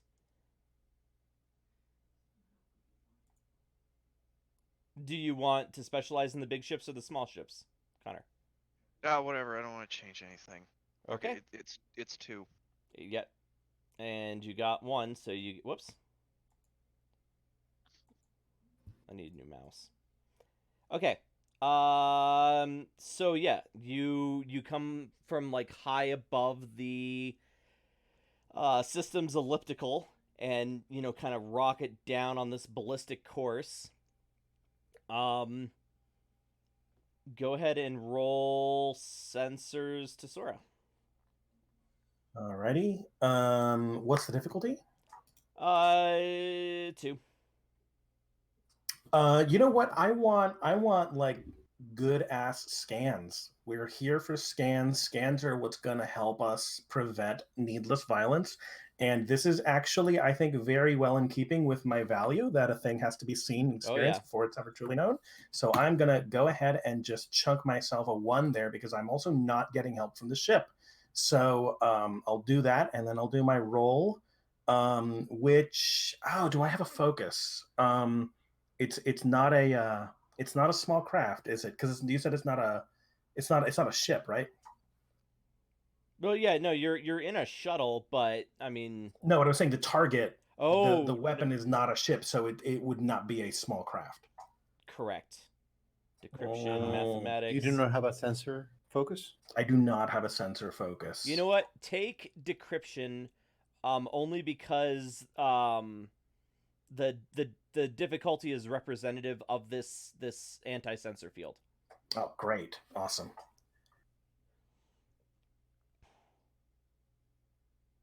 Sorry, what was I rolling? It was was it reason science? Yeah. Okay. No, I'm sorry, then control that science. better. Either way, that would be 4 successes then. 4, 6. Wow. Oh yeah, Because I took the 1 from the value. Okay, so that gives you 2. All right, so this is what you see. The weapon is under construction. It looks like some sort of a projectile accelerator, which is extremely odd and rare in an era of beam weapons and self-propelled torpedoes. Who's giggling? Sorry, You know I what? thought Because you sound like tortilla. I thought you were going to say tortillas. tortillas, so I started laughing. When was I going to say tortilla? You said When you said self-propelled torpedoes, and Yeah, but it sounded like tortilla. Okay. The new self-prepared tortilla. Prepare your tacos on the jet. Okay. Sorry. No, you're good. Hold on, let me grab a timestamp for that. Okay. 2:18. All right. So, you do sense a large amount of protomatter. Protomatter, actually, with your theoretical cosmology knowledge, protomatter is sort of this MacGuffin-y substance that is extremely unstable, but has incredible energy potential. So it was originally used in the Genesis project as sort of like this energy field that would spread around an entire planet, which would enable it to be terraformed pretty immediately. Unfortunately, the Genesis project didn't work because the protomatter was so unstable. The planet would go through like a super rapid geological like life cycle and then explode. Proto matter, what is it being? You said there's a lot of it, like what, in containers or just kind of sloshing around? Well, yes, it is in containers, but you don't see exactly how it's being utilized. The energy levels that you can detect, which you could detect before, would indicate that maybe this protomatter is being stored in some sort of a shielded or otherwise electronically or powered containment vessel.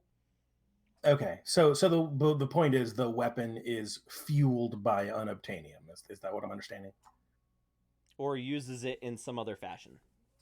Or fires it. or fires it, yes. You know what? Can I use?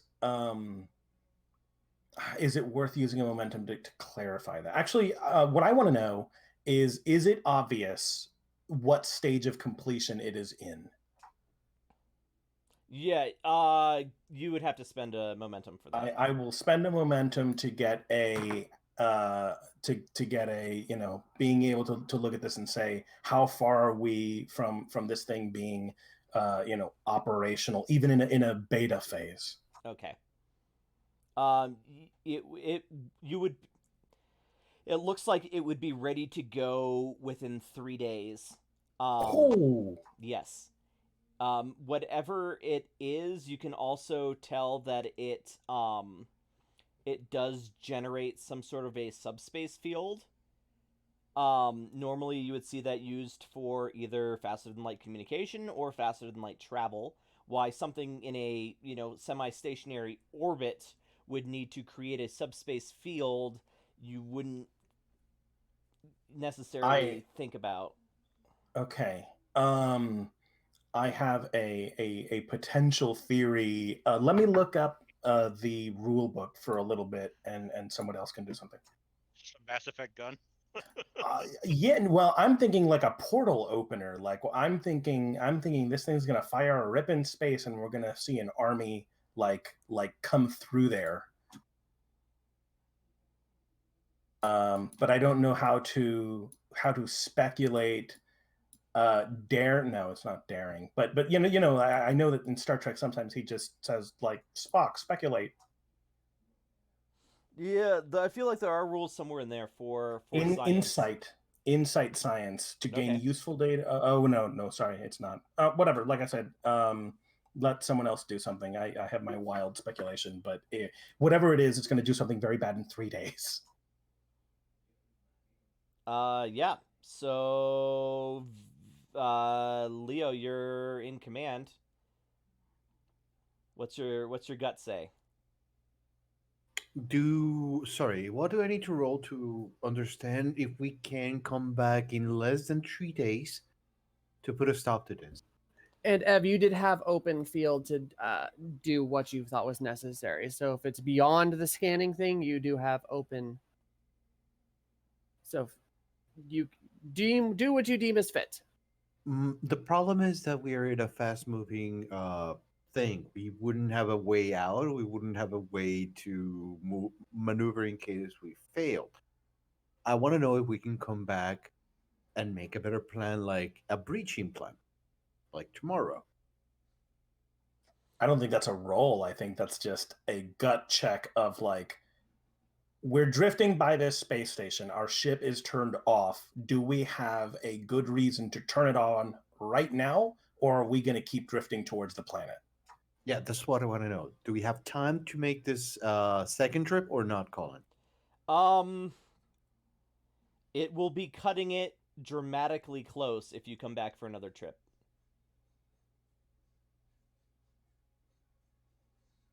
Dramatically is good. Yeah. So like if you decide to go back to drift past the planet, and then after you get out of sensor range, go back to the ship, come up with a plan, and go back the same way you came, like you're going to be in a race for time, like where every second and every action counts.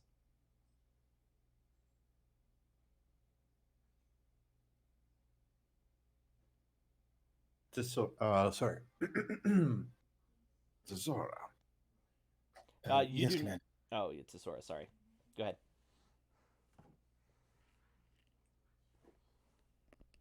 Zora. Sorry, yeah, I said yes, Commander.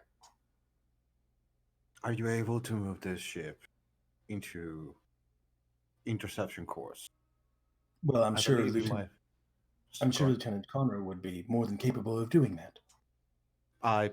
Oh, sorry. I thought you were taking care of the ship because it Nope. was a small craft. Connor is the one who has brought you this exquisite flight path, actually, that has kept us out of detection. He's on board. He just hasn't really been involved in the planning at all. Oh, sorry. Connor, do you think you might be able to get this ship to an interception course? I do not believe we might have enough time to come back a second time. Yeah, I can do that. Good. Prepare to go in. I'll pat him on the back as he prepares that. I'll look at the rest of the crew and say, I believe if we continue in more than the time that we have at hand, we might put in risk, if not hundreds, thousands of lives of our comrades in the Starfleet. It is of my belief that if we strike right now and we find a way to put these explosives and make do with this proto weapon, most of the war might be in our side. I think But I think we'll be running a risk if we can't prove to the galactic community just what they were doing here. It's not going to be enough to simply blow this thing up. That Breen ship is going to stop us. But I'm willing to bet they have plans on board that thing. Some kind of evidence we can use. we must get as much as possible and find a way out as quickly as possible. Are we clear? Out of character, what I was suggesting is once we turn on this power, we are engaging. Are we engaging the weapon or are we engaging the Breen ship? Actually, question: does the Breen ship look like the only thing out here that has beef to it, or do all those little planet ships, Punali ships, look like? Do they have guns? There are some, like, I guess you would call them like skiffs that are planetary defense, but there's fewer and far between. Um, that said, you're in a shuttle, Yeah, I don't know what are we. Yeah, so attacking a Breen ship would be a little crazy. Well, need- infiltrate. How big is the Breen ship? You scale 4, 5, 4, Root. and you scale 1. yeah. I think we're either after the weapon or maybe the base on the planet controlling the weapon. But I think maybe the play is to get enough evidence that we can get we have backup, right? The Percival is not the only ship on Tratado Station that belongs to Starfleet. If we can come back to Starfleet The ships and Percival is say, the only hey, ship in the system that belongs to Starfleet. oh son of a bitch. Okay. There is a Klingon ship as well that is, committed to help, but you're still outnumbered 3-2 with full-size Breen ships. One of which is kind of like hanging over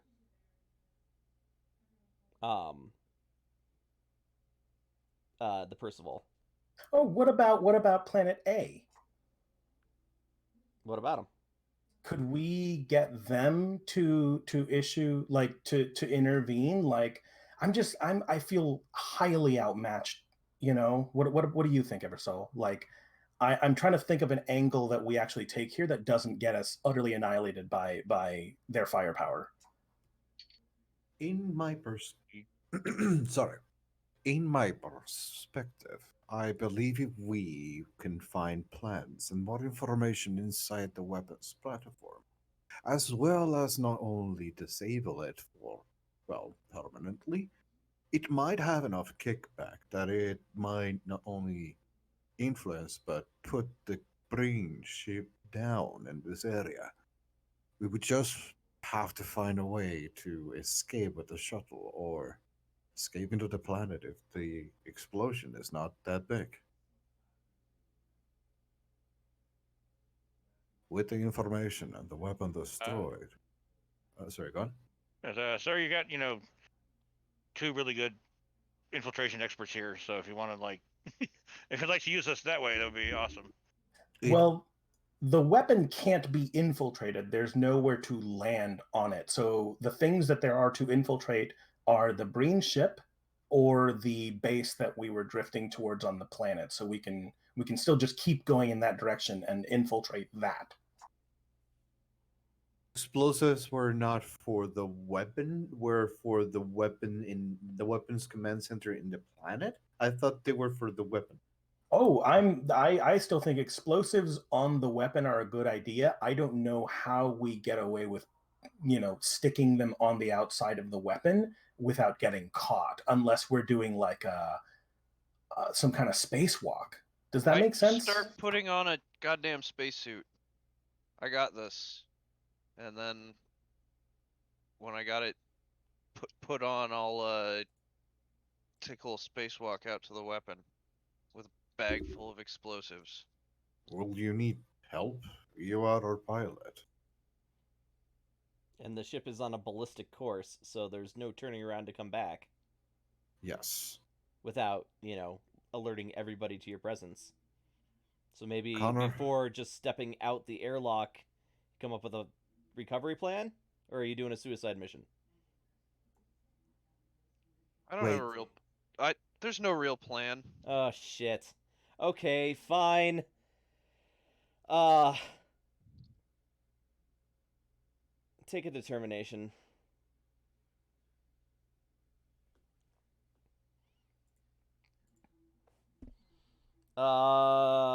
Tesora, I think you now have the helm, or the Well, controls.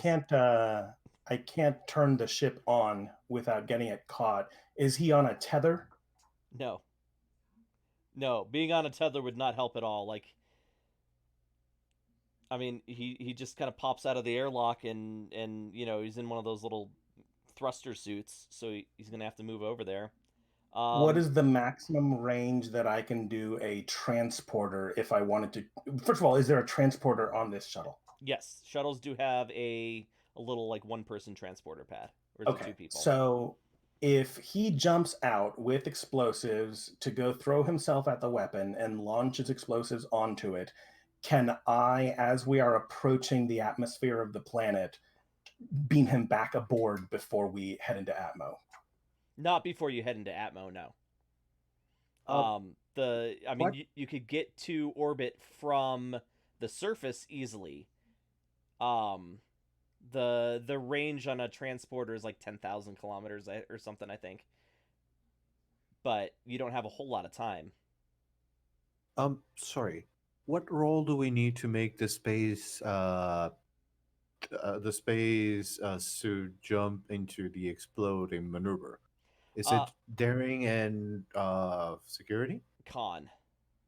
Con. Yeah, to maneuver a thruster suit is going to be a con check With what? with dice. No, no, no. Con is a discipline. What attribute? Oh,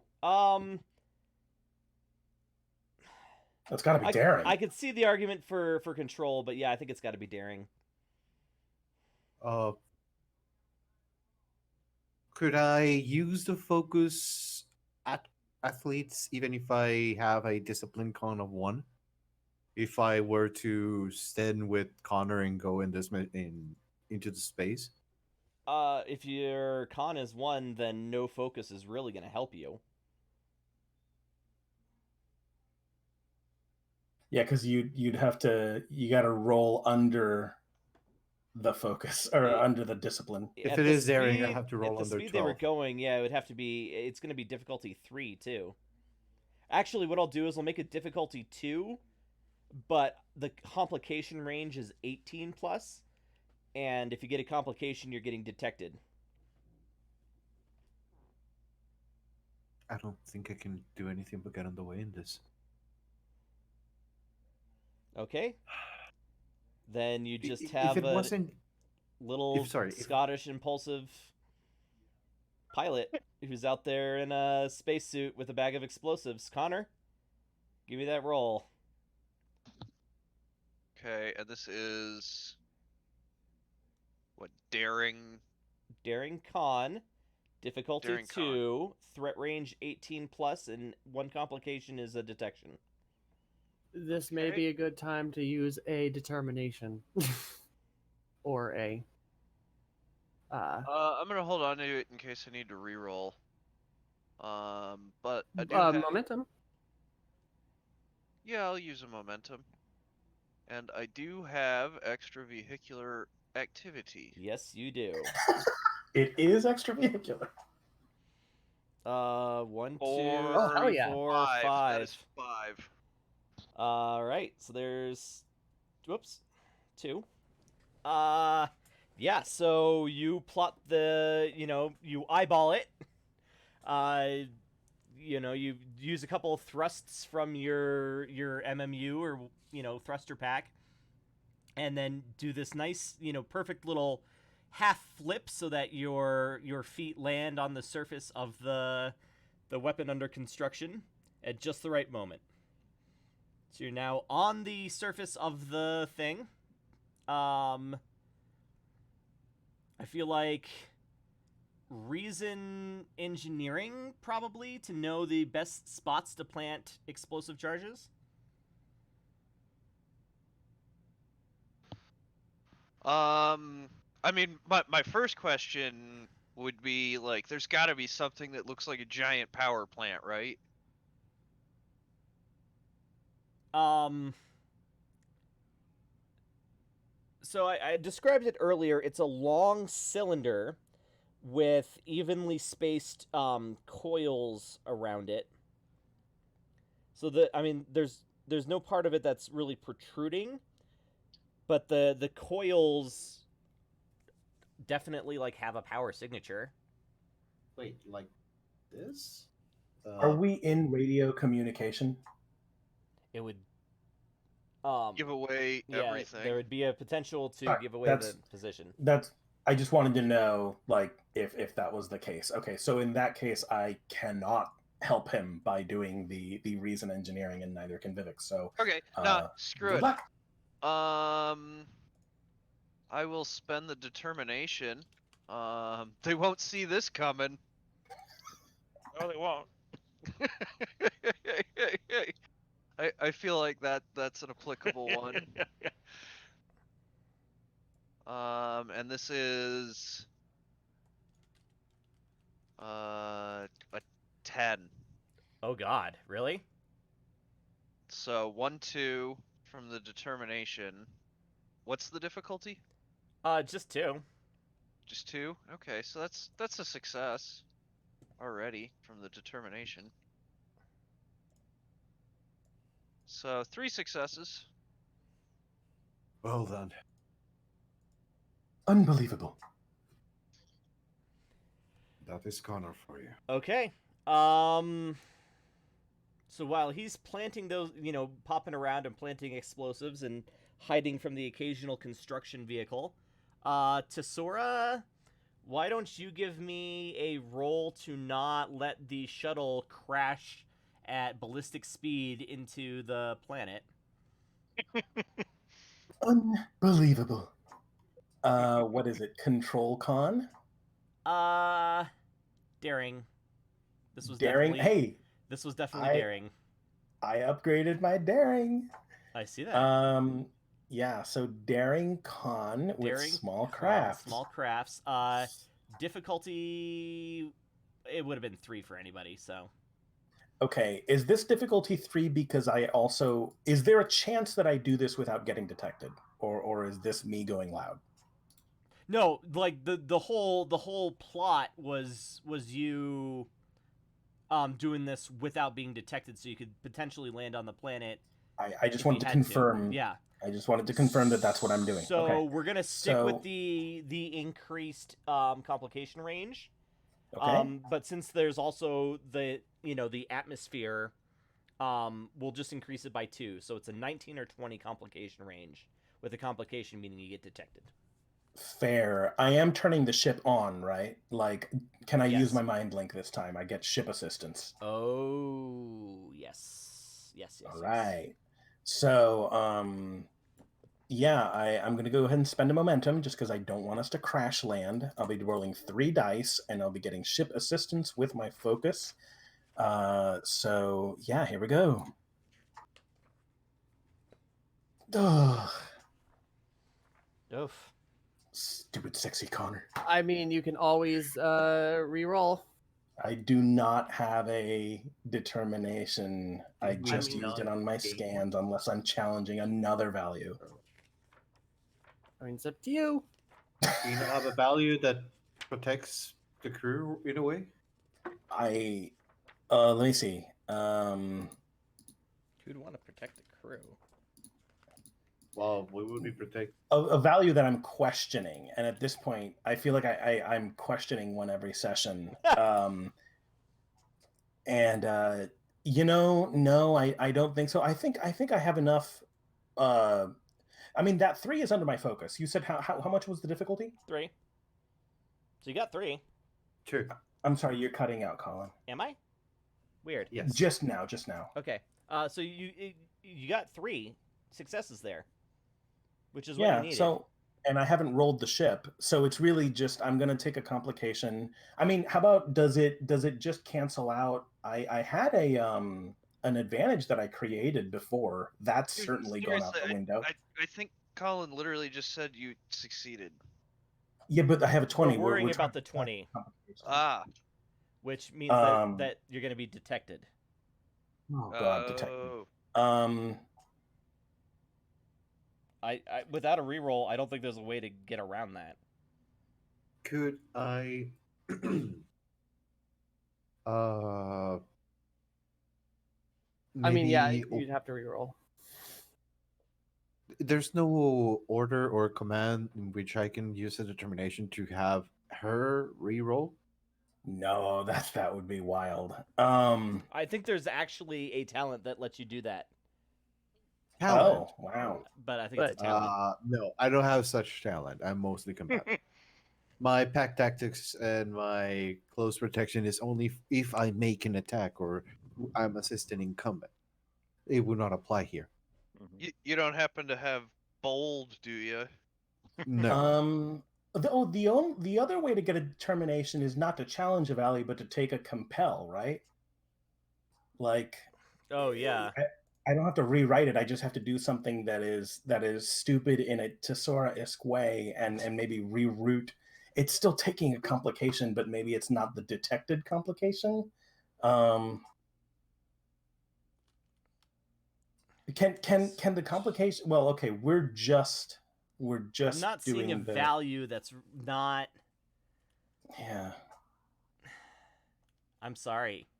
Uh, I think don't- you're getting detected. I think I'm getting detected. I'm sorry, folks. Don't worry, you did your best. All right. So you don't see anything because you're rocketing through the atmosphere, but I Yeah. think maybe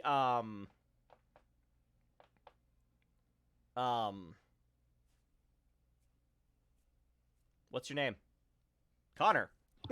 Yeah. You see like two they almost look like fighter jets, you know, but two interceptors launch from a nearby ship and like head down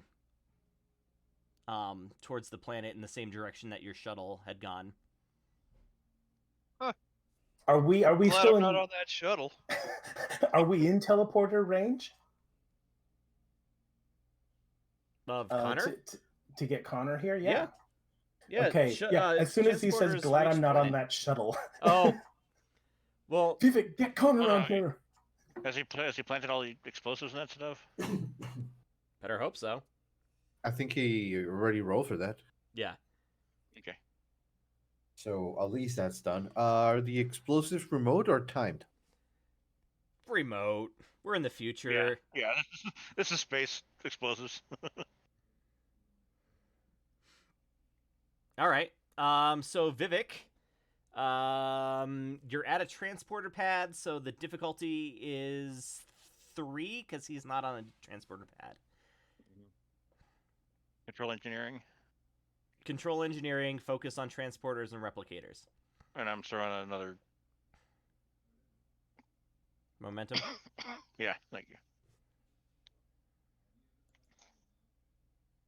Son of a bitch. All right. So there's 1, 2, 3. 360. Yeah. Yeah. So you get them. What's the complication? Um. Oh, I think they just go off. Yeah. All right. Yeah, so there's a giant explosion in orbit. This is as I'm getting beamed onto the transporter pad. Yeah, I think maybe like something with the transporter interacted poorly with the remote detonator, or like you squeezed it because you weren't expecting to be transported or something. But yeah, Oh, like no. I was just gonna say, like, as soon as I am back on the transporter pad, that shuttle. Damn it. Oh, quick question. Are we rolling for the ship on those two rolls? If anything, just for the momentum? oh, that's a good point. So here is for the piloting. Ooh, that's 2. Oh, baller. Okay. Nice. Ugh. And this is for engineering. That might actually do it. Let me take a look. Structure 5, engineering 1, 6. Okay, yeah, so that's another 1. Okay. Yeah, so the explosion is huge, and then it cooks off the proto matter, and so there is this blinding light in space, and then, there's this like rolling cloud of destruction that engulfs all the orbital infrastructure that's not in the shadow of the planet, as well as most of the planet that is facing that weapon. Quick cut to Demore. Yeah, actually, that's a really good time to cut to Demore. So, Demore, you've got the crew monitoring that with visuals, and yeah, like you just So see. it took out like some of the planet too. Yeah. Am I understanding that right? Yeah, proto matter, extremely unstable, destroys planets, and it cooked off in the explosion. So, yeah, like untold devastation. Well, So I believe we can assume that we are crashed on the planet and the brain ship in space is no longer existing. The brain ship no longer exists. You are not crashed. You're in the planet's atmosphere. Okay. How's our ship doing? Yeah, Fine. I think at this point Connor runs up to the con. Yeah, we're gonna increase your complication range just from wearing the bulky spacesuit. Okay. But yeah, What happened to remote detonation? What happened to don't get detected? Move. What Yeah, happened to you shoved me out of the way. what happened to go scope it out and then come back? What happened to all of that? And she points down at the planet, the fucking crater. yeah, there's like half of a city that is like obliterated. Change of plans. We're finding a way out. I actually, when that goes off, I just say, "Huh." Yeah. Wonderful. Construction accident. Protomatter is highly unstable. Here's a question. We've been detected. Have any of the people who detected us, are they still alive? Probably not. So we Fail, haven't been fail. detected. Can we sorry, let me do this in character. Connor, it seems that we inadvertently have some time. Can you get us stealthily away? I can get us away. Do it. Yeah, we still don't have Okay. Yeah. So you can't get out ballistically because you arrested your ballistic momentum. You can use the planet's gravity to help slingshot. We'll Do still we make have it. any more explosives aboard? Sure. I think what we Wait. do. Why? I think what we do is we land this ship as best as we can land it. We blow this ship to smithereens and then have the Percival come by just to be like, hey, we're here to aid people and happen to be in range to transport us back up. But if we can destroy the evidence that it was a Starfleet shuttle, then I think we're good.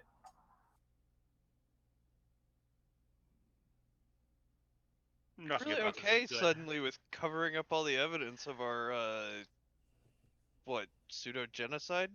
Not a genocide. It's definitely a war crime. I feel It's like an act of Tesora's been genocide. Yeah. on the side of like, let's not increase hostilities. Right now.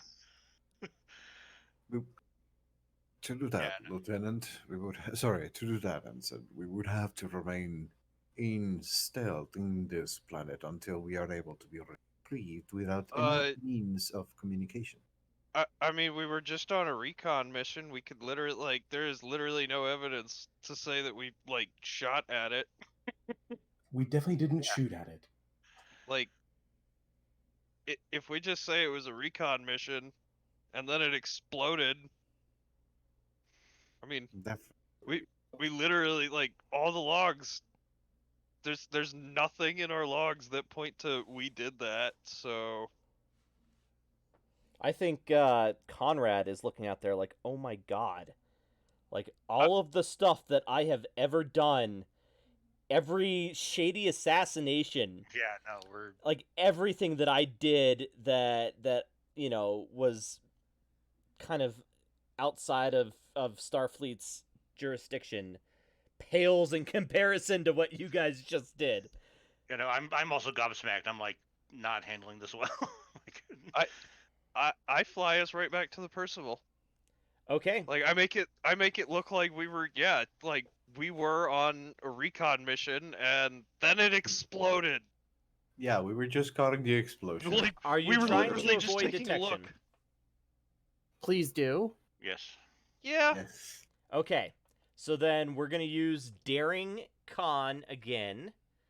The difficulty is 3, and now the complication range is 17 or better because you're wearing the spacesuit and, you're flying through the planetary detection grid. Now might be the time to use the other. Because don't you have another Yeah. determination? Yeah, I'm gonna spend that other determination. I just spent. Actually, you know what? I'm just gonna use that determination and only spend 1 of the momentum. Can we get 2 back. 2 back? Could I help Connor by helping him No. out of the suit? No. No. Helping in Okay, this instance bad would be idea a bad call. Because it's going to Oh, increase yeah, it the adds up complication the- range. I remember. Oh, all right. You wanted a 16.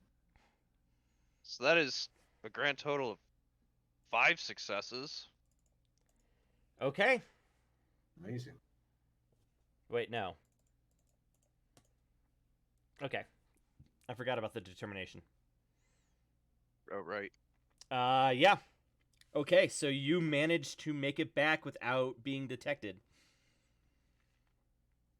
I think DeLuca, like, when Shuttle's requesting permission to dock, ma'am, I think DeLuca looks at you, Demora, with a significant look. Granted. Permission to meet the away team? I want them in the briefing room immediately. Acknowledged.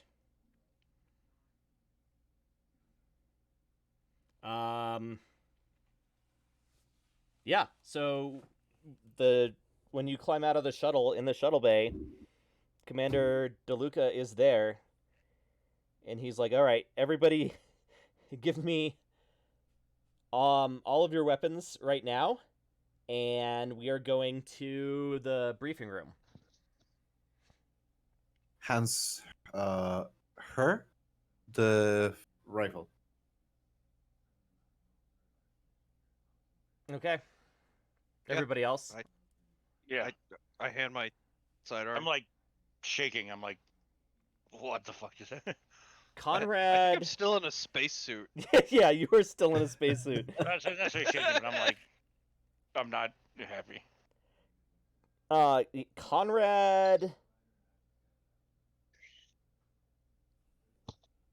Conrad looks at DeLuca. He's like, Commander, I'm not in Starfleet. I'm a civilian. I was, a contractor, and I quit. And he walks away. Yeah, he's not They wrong. might want to detain him.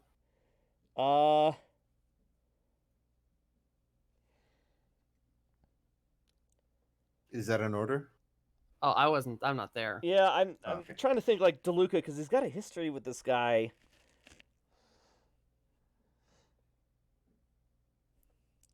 Nope. DeLuca's letting him go. Because I tell you what, DeLuca knows that even if he doesn't agree with what happened, he's not going to talk about it to anybody. Yeah, that's why I'm not objecting either. Okay. Okay, yeah, keep the meeting going. We're then. just about as good a Starfleet crew as we are Jedi's.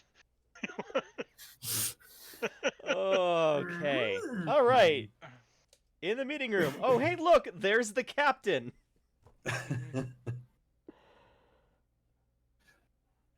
So, here are your scans. And I throw them on the fucking table. One sec. That said, could we actually take a 5? Yeah. I ordered food and there's some shenanigans with the order, and I can't do the two things at once. Good timing. Yeah, we'll take another 5-minute break and come back on the hour. Whatever. We're the Kobold Cafe, and we'll be right back. All right, and we are back to a very disapproving, I imagine, Captain. No, very calm-faced. smoldering. Okay. They said he plopped down the scans, Captain. Who did that? Yeah. I'm just like, your scans.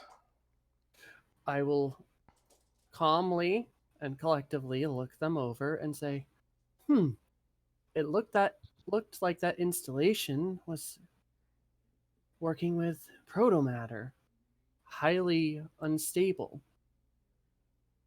And I look and say, how, in your opinions, do you think the protomatter detonated? Connor like looks to the ground and is like, Because somebody decided to jump out of the airlock and start, and while we were trying to plan things. I think that's when Leo takes a step forward, arms on the back, in a very Starfleet manner, and starts giving the report. Upon obtaining the results of the scan and noticing that the weapon could contain planet devastation capabilities in less than 3 days, I, after a short establishing of the situation, came to the conclusion that we would not be possible to establish another operation in less than time, and we would have to save the lives of many of our Starfleet personnel. I took it upon my orders to establish that it would not be so, Captain. It was with a small mistake upon the operation that we were provided out of our stealth, and that we had immediate detonation. I take full responsibility of all this. I believe it was the proper take, even if we could not predict the devastation it would have caused on the planet. Noted. Were you scanned? I do not know, Captain.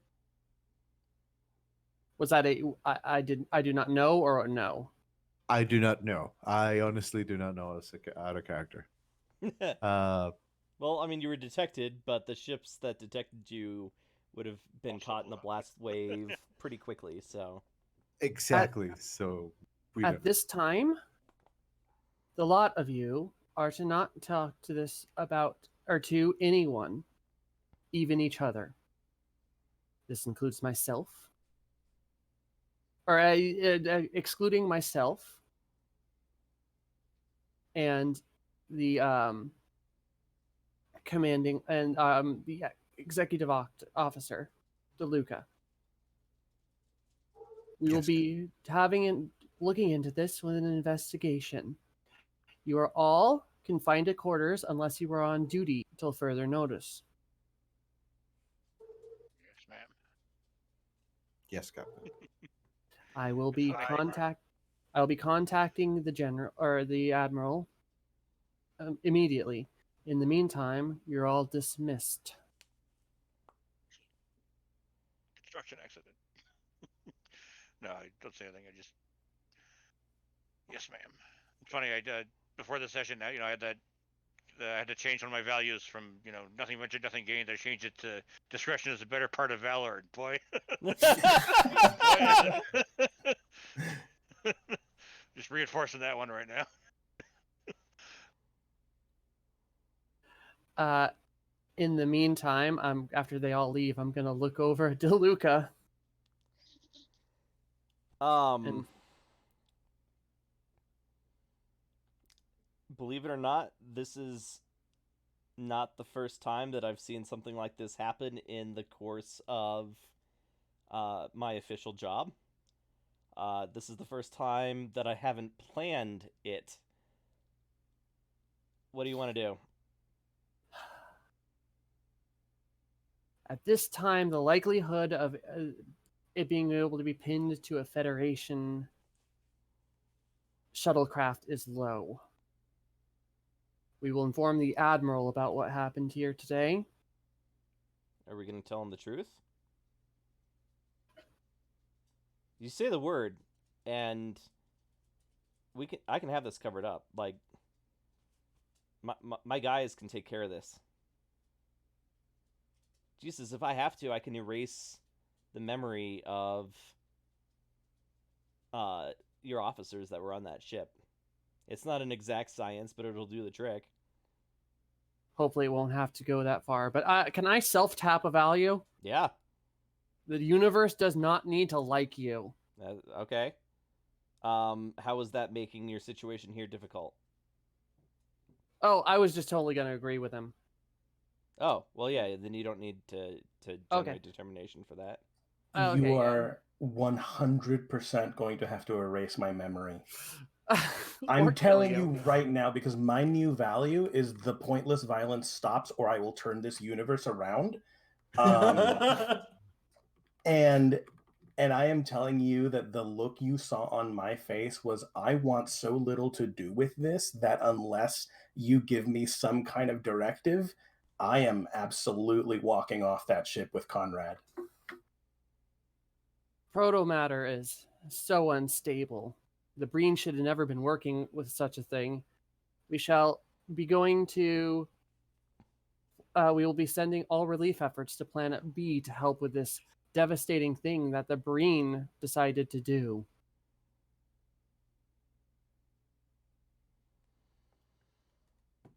I'll coordinate relief efforts right away. And he leaves. You want to reach out to the Admiral now? Yep.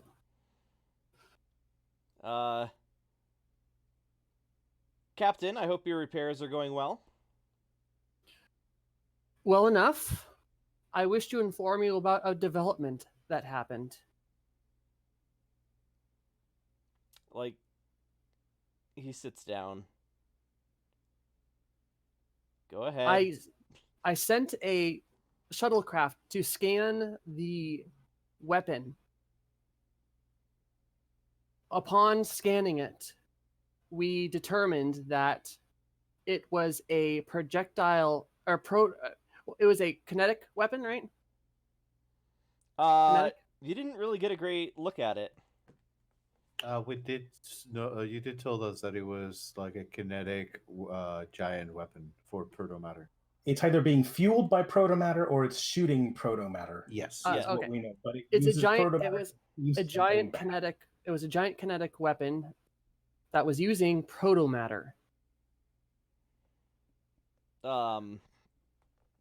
Technically, the use of protomatter, I think, is against the oh god, it's not the Treaty of Algernon, it's the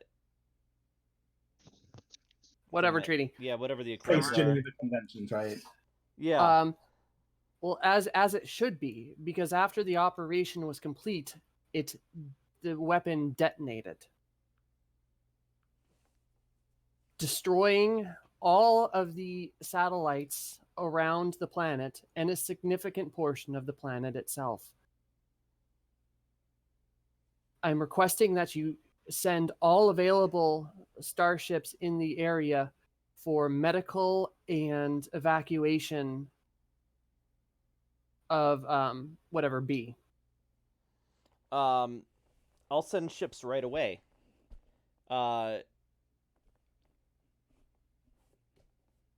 No, he knows you. He's just gonna ask. Captain, was this Was this sabotage or an attack on the weapon, or was it truly an accident? Oh. Now is when you'd be using that Yes. value. Ugh.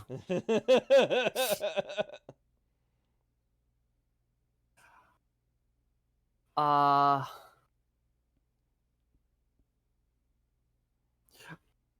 from my reading of him, is how on a meter from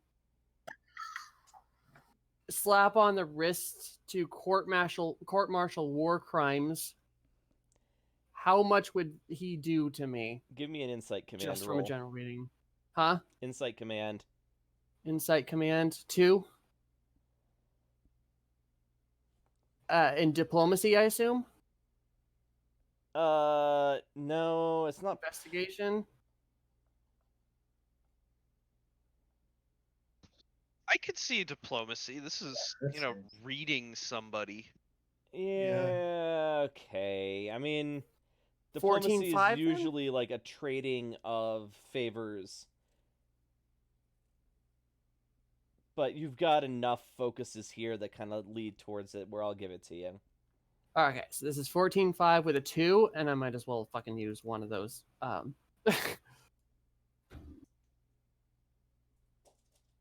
3.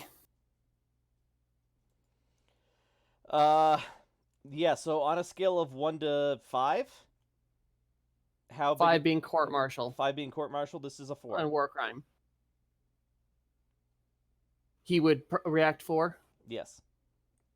All right, I'm going to use my determination along with the universe doesn't need to like me to do a 2 and a thing to and a moment to straight up lie to him.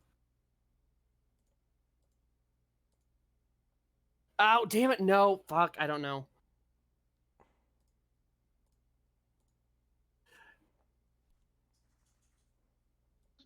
Some of the crew deemed it necessary to stop it before it happened.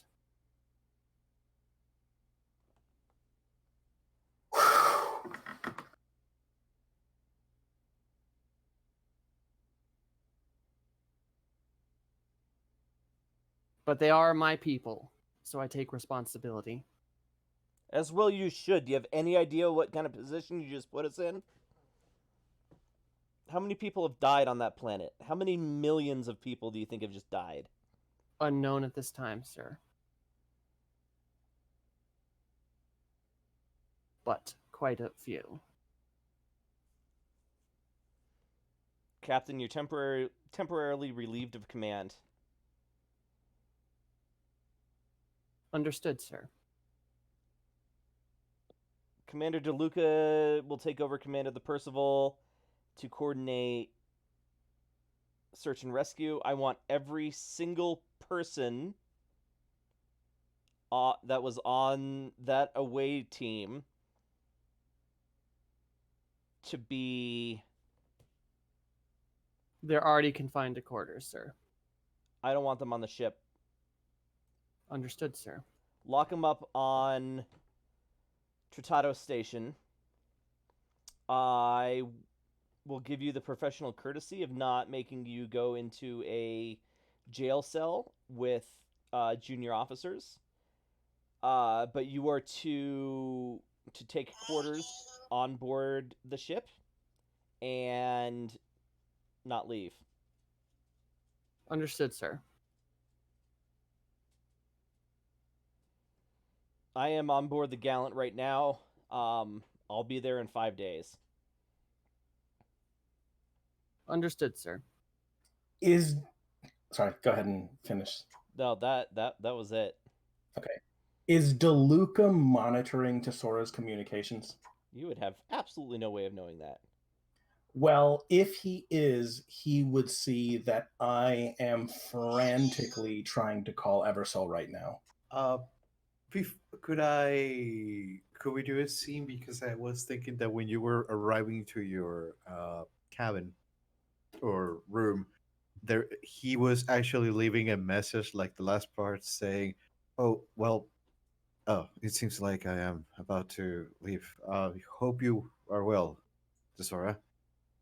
Ever so loud, and you just catch the last part as you can review the whole message. Yeah, Or you want and to I do had the actually conversation. wanted to do a scene earlier between Tesora and Eversole when we were on the station. It just kind of rolled away from me. I know that she would have, at some point during the weeks when we were there, have mentioned something about the latest misgivings that she'd had with the with our last run in. But like, I want to say I don't necessarily maybe want to actually reach Eversole right now. Like maybe he's busy, but if somebody, when somebody comes to take Tesora off of the ship and put her in Trotado Station, they would notice that she is like distraught, shaking, and frantically dialing Eversoul's number, and it would show up on like the sent call records, if that makes sense. Okay.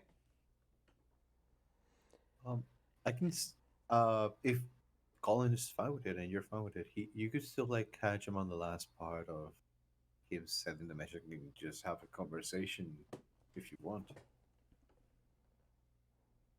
Um, I don't know out of character necessarily what she'd say. Um, so I don't want to. If other people have scenes, I'm going to ruminate on it for a moment. But I was giving DeLuca the chance, because I have a feeling that right now we might not even get a chance to talk before somebody shuts down the line. You know what I mean? Oh, okay. So I'm not even sure if I would be able to leave a message then. You can leave a message. I don't think that she can send one. Tara, do Oh, you need to okay. step away for a bit? Yeah, the food just showed up. I'll be Yeah. right back. Okay. Wow. Yeah, so I do think that security from the Federation detachment on Tratado Station come on board with and like meet DeLuca and then go to each of your cabins. How willingly do you guys go along with it? No fight from Yeah. me. No, I'm going Uh, along willingly. Leo goes along with dignity. Tesora? I think Tesora doesn't struggle, but she does. Again, she is visibly clicking, the space cell phone, the communicator, and it will drop out of her hands and land on the floor, and somebody would absolutely pick it up and be like, Captain DeLuca, we found, Tesora trying to violate because they ordered us, like, don't talk to anybody, and Tesora was clearly trying to talk to somebody. That is true. Oh, yeah, they do know that you tried to communicate. Yeah. Yeah. Okay. Um I think let's focus on that shot of like the communicator, your communicator badge, like the Starfleet emblem dropping out of your hand and onto the floor as they take you away. Oh, hell yeah. And then, DeLuca picks it up and holds it in his hand as the security guards take you. And then a quick little shot of also them like the security on board the station going up to a room, forcing the door open and going in, and then like coming out and looking confused, and then we kind of see in the foreground that Conrad was watching them, and he slips away after watching them break into his room. So yeah, you guys are not jailed in the same cells, but you can see each other. I think the fields are probably. Oh, you know what? They're not sound dampening. They always. Yeah, you can always talk to him. Yeah. So yeah, you guys kind of face each other. In like a semicircle. Um. Tara, you back? Mm-hmm. So then, security like escorts all of your crew out. I think you're standing there and watching it happen. Where's your head at? I think I want to talk to DeLuca. He walks up. He's holding Tesora's comm badge. He hands it to you and he says, "Ma'am, technically I have to have security escort you as well." I understand. Because I was confined to quarters, right? You're confined not to your quarters on the ship, but quarters on board the station. Or a commanding officer. I look at him. Lieutenant Bomox, you have the bridge. And he walks you to like the little Federation enclave on board the station. Why'd you tell him? Because there's a better way. There's a better way to deal with this. Than pretending that it was an industrial accident, which is exactly what the Breen and the Penalians get for fucking around trying to make a super weapon out of protomatter.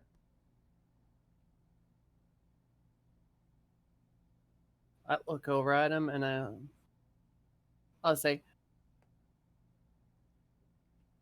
as we've been tied down, haven't we? Tied down? Tied down on how to deal with such things.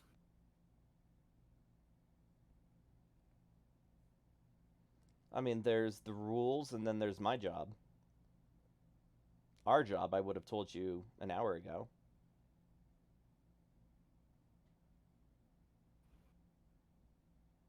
I'm gonna look and... Damn it, I had something for this. Should have lied. Fuck.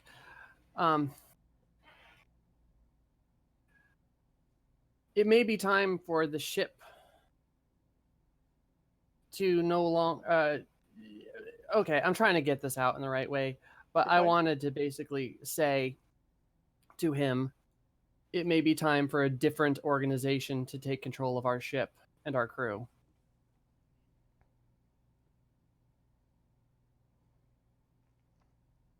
He stops and like you're in a hallway and he looks back and forth and like it's empty. And he's like, Section 31 has its own ships.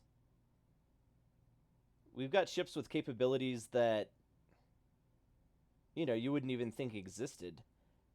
Why would you go through all of that just to give us the Percival?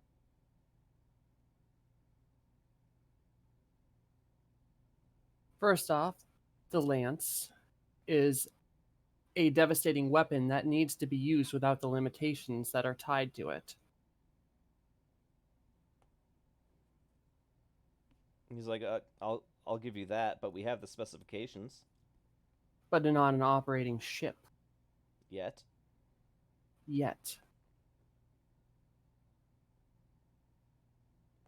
But now, as of today, you could easily have a ship with with great power.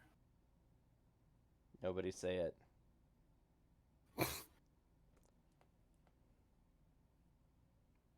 Shirk responsibility.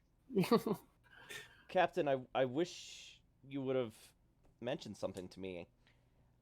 I think you were far more valuable as an asset on board that ship than just handing it over to me and rotting in a jail cell. Okay, I'm not getting my clarity through. I guess not. I was specifically saying we could easily become they could quote unquote mothball the operation, the ship at large. Yeah. And then have except we already had the perfect cover to help him. Okay, I fucked up. That's what it comes down to. As a player, I should have lied to him. Captain, do you want my help trying to turn this around? Of course. Oh, I know what I would say. I got it now. When he asked why I would do it, can I retcon it a little bit? I suppose. I could have said the other stuff, but I'd be like, the word would have gotten out. We've already seen that Tesora is wanting and to follow orders. She would have told us. There are ways of dealing with that. Not all of them even involve her dying. I will reach out to my superiors to see what can be done at this point. We've scratched each other's backs in the past, and I can appreciate our working relationship. But this is the kind of action that's going to require some favors. Of course. I'll see what I can do. And he starts walking you back down the hallway towards your quarters. I fucked up. Should have lied to Yeah, him. I don't know why you didn't. You like literally set the whole thing up. I know. Before. I was hungry. And I'm not thinking straight. This is a player thing, not a her thing. I screwed up. I think your reasoning is sound. Like, Tesora would absolutely tell on you. I mean, Vivek might have even as well. Yeah. Like, this was a no-win scenario, and I picked this one. So You did mention last session the Kobayashi Maru. By name. That was the Chekhov's gun on the wall. yeah. All right. Well, I think that's the perfect ending place. If you Damn want to you know what space the Nazis. message for Tesoro was, Oh, what was it? he gets on the message and says, "Is this on? Oh, hi, Tesora. I have a short moment to send you some greetings. I was just ascended to the captain of the gallant. Go figure. I had no idea that that would be possible one day, and when I stopped wanting it, eventually one day happened. Just wanted to tell you that you shouldn't give up. You're doing great so far, and you should continue. Maybe it is because you're working so hard into searching a gold or a rank, but it is by your creativity and by your own standards that you have gotten where you are so far. You should keep going, and maybe if your goal is not finding a rank between the Percival, I will try to find you one in the Gallant one day. Well, what's that? Oh, seems like I need to go. I wish you best of luck in your next mission. It seems that we should be able to see each other in 3 days once all this operation is over. Best of wishes. Ensign Tesora? No, Lieutenant Tesora. Fuck you. He's not knowing anything about it. He just closes communication. You know what? I think we just saw that through DeLuca's eyes as he's like watching the message, and then he like saves it to an isolinear chip and slips it into his pocket and deletes it. No. Oh, Fuck you. Oh, I'm trying to decide. I don't know if Tesora saw the message or if she was so busy trying to make an outgoing call that she was like, she saw one unread message, but I have to talk to him now. I don't care what he sent me. You know what I mean? You might have seen the end of it, but yeah, that's Oh God, I hate all of you. Okay. all right. And that's it for this week. That happened. Yeah, this has been Star Trek Adventures Pathfinder on the Kobold Cafe. I'm Colin. I've been the GM. Joining us this week in ascending order of the amount of war crimes they committed, we have Tara. I I think technically it'd be James. No, ascending order. Oh, Like least amount of war crimes committed. Yes, okay. So we have Tara. Hi, I'm Tara. I fucked up. I think we all fucked up. Yeah, I don't think there was a Yeah. way to win. Can we Yeah. change the name of I the fucked up episode in the as way They I Fucked shouldn't Up? have. Anyway, whatever. I picked the wrong line. Tom. I'm Tom. I'm Commander Vivek. The well, I used to be really depressed about my Black Ops stuff, but that just happened. So, you know, I'm the chief engineer, and Oh, Daniel. I took scans and advised getting evidence. yeah, I wanted to do an infiltration mission. So don't even. Anyway, I have been to Sora, and we will see what happens, I guess. I know how to fix this. Ev- Oh, I know how to Everoth. fix this. Hello. Today I was playing the perfect war criminal Leo, who apparently set up a whole planet into destruction. And Not a whole planet, uncontrollable. just the half that was facing the weapon when it blew up. I created a moon. It's just a little off the top. And then we have James, who planted explosives on a space station powered by deadly, unstable protomatter. Hey, I'm James. Connor did nothing wrong.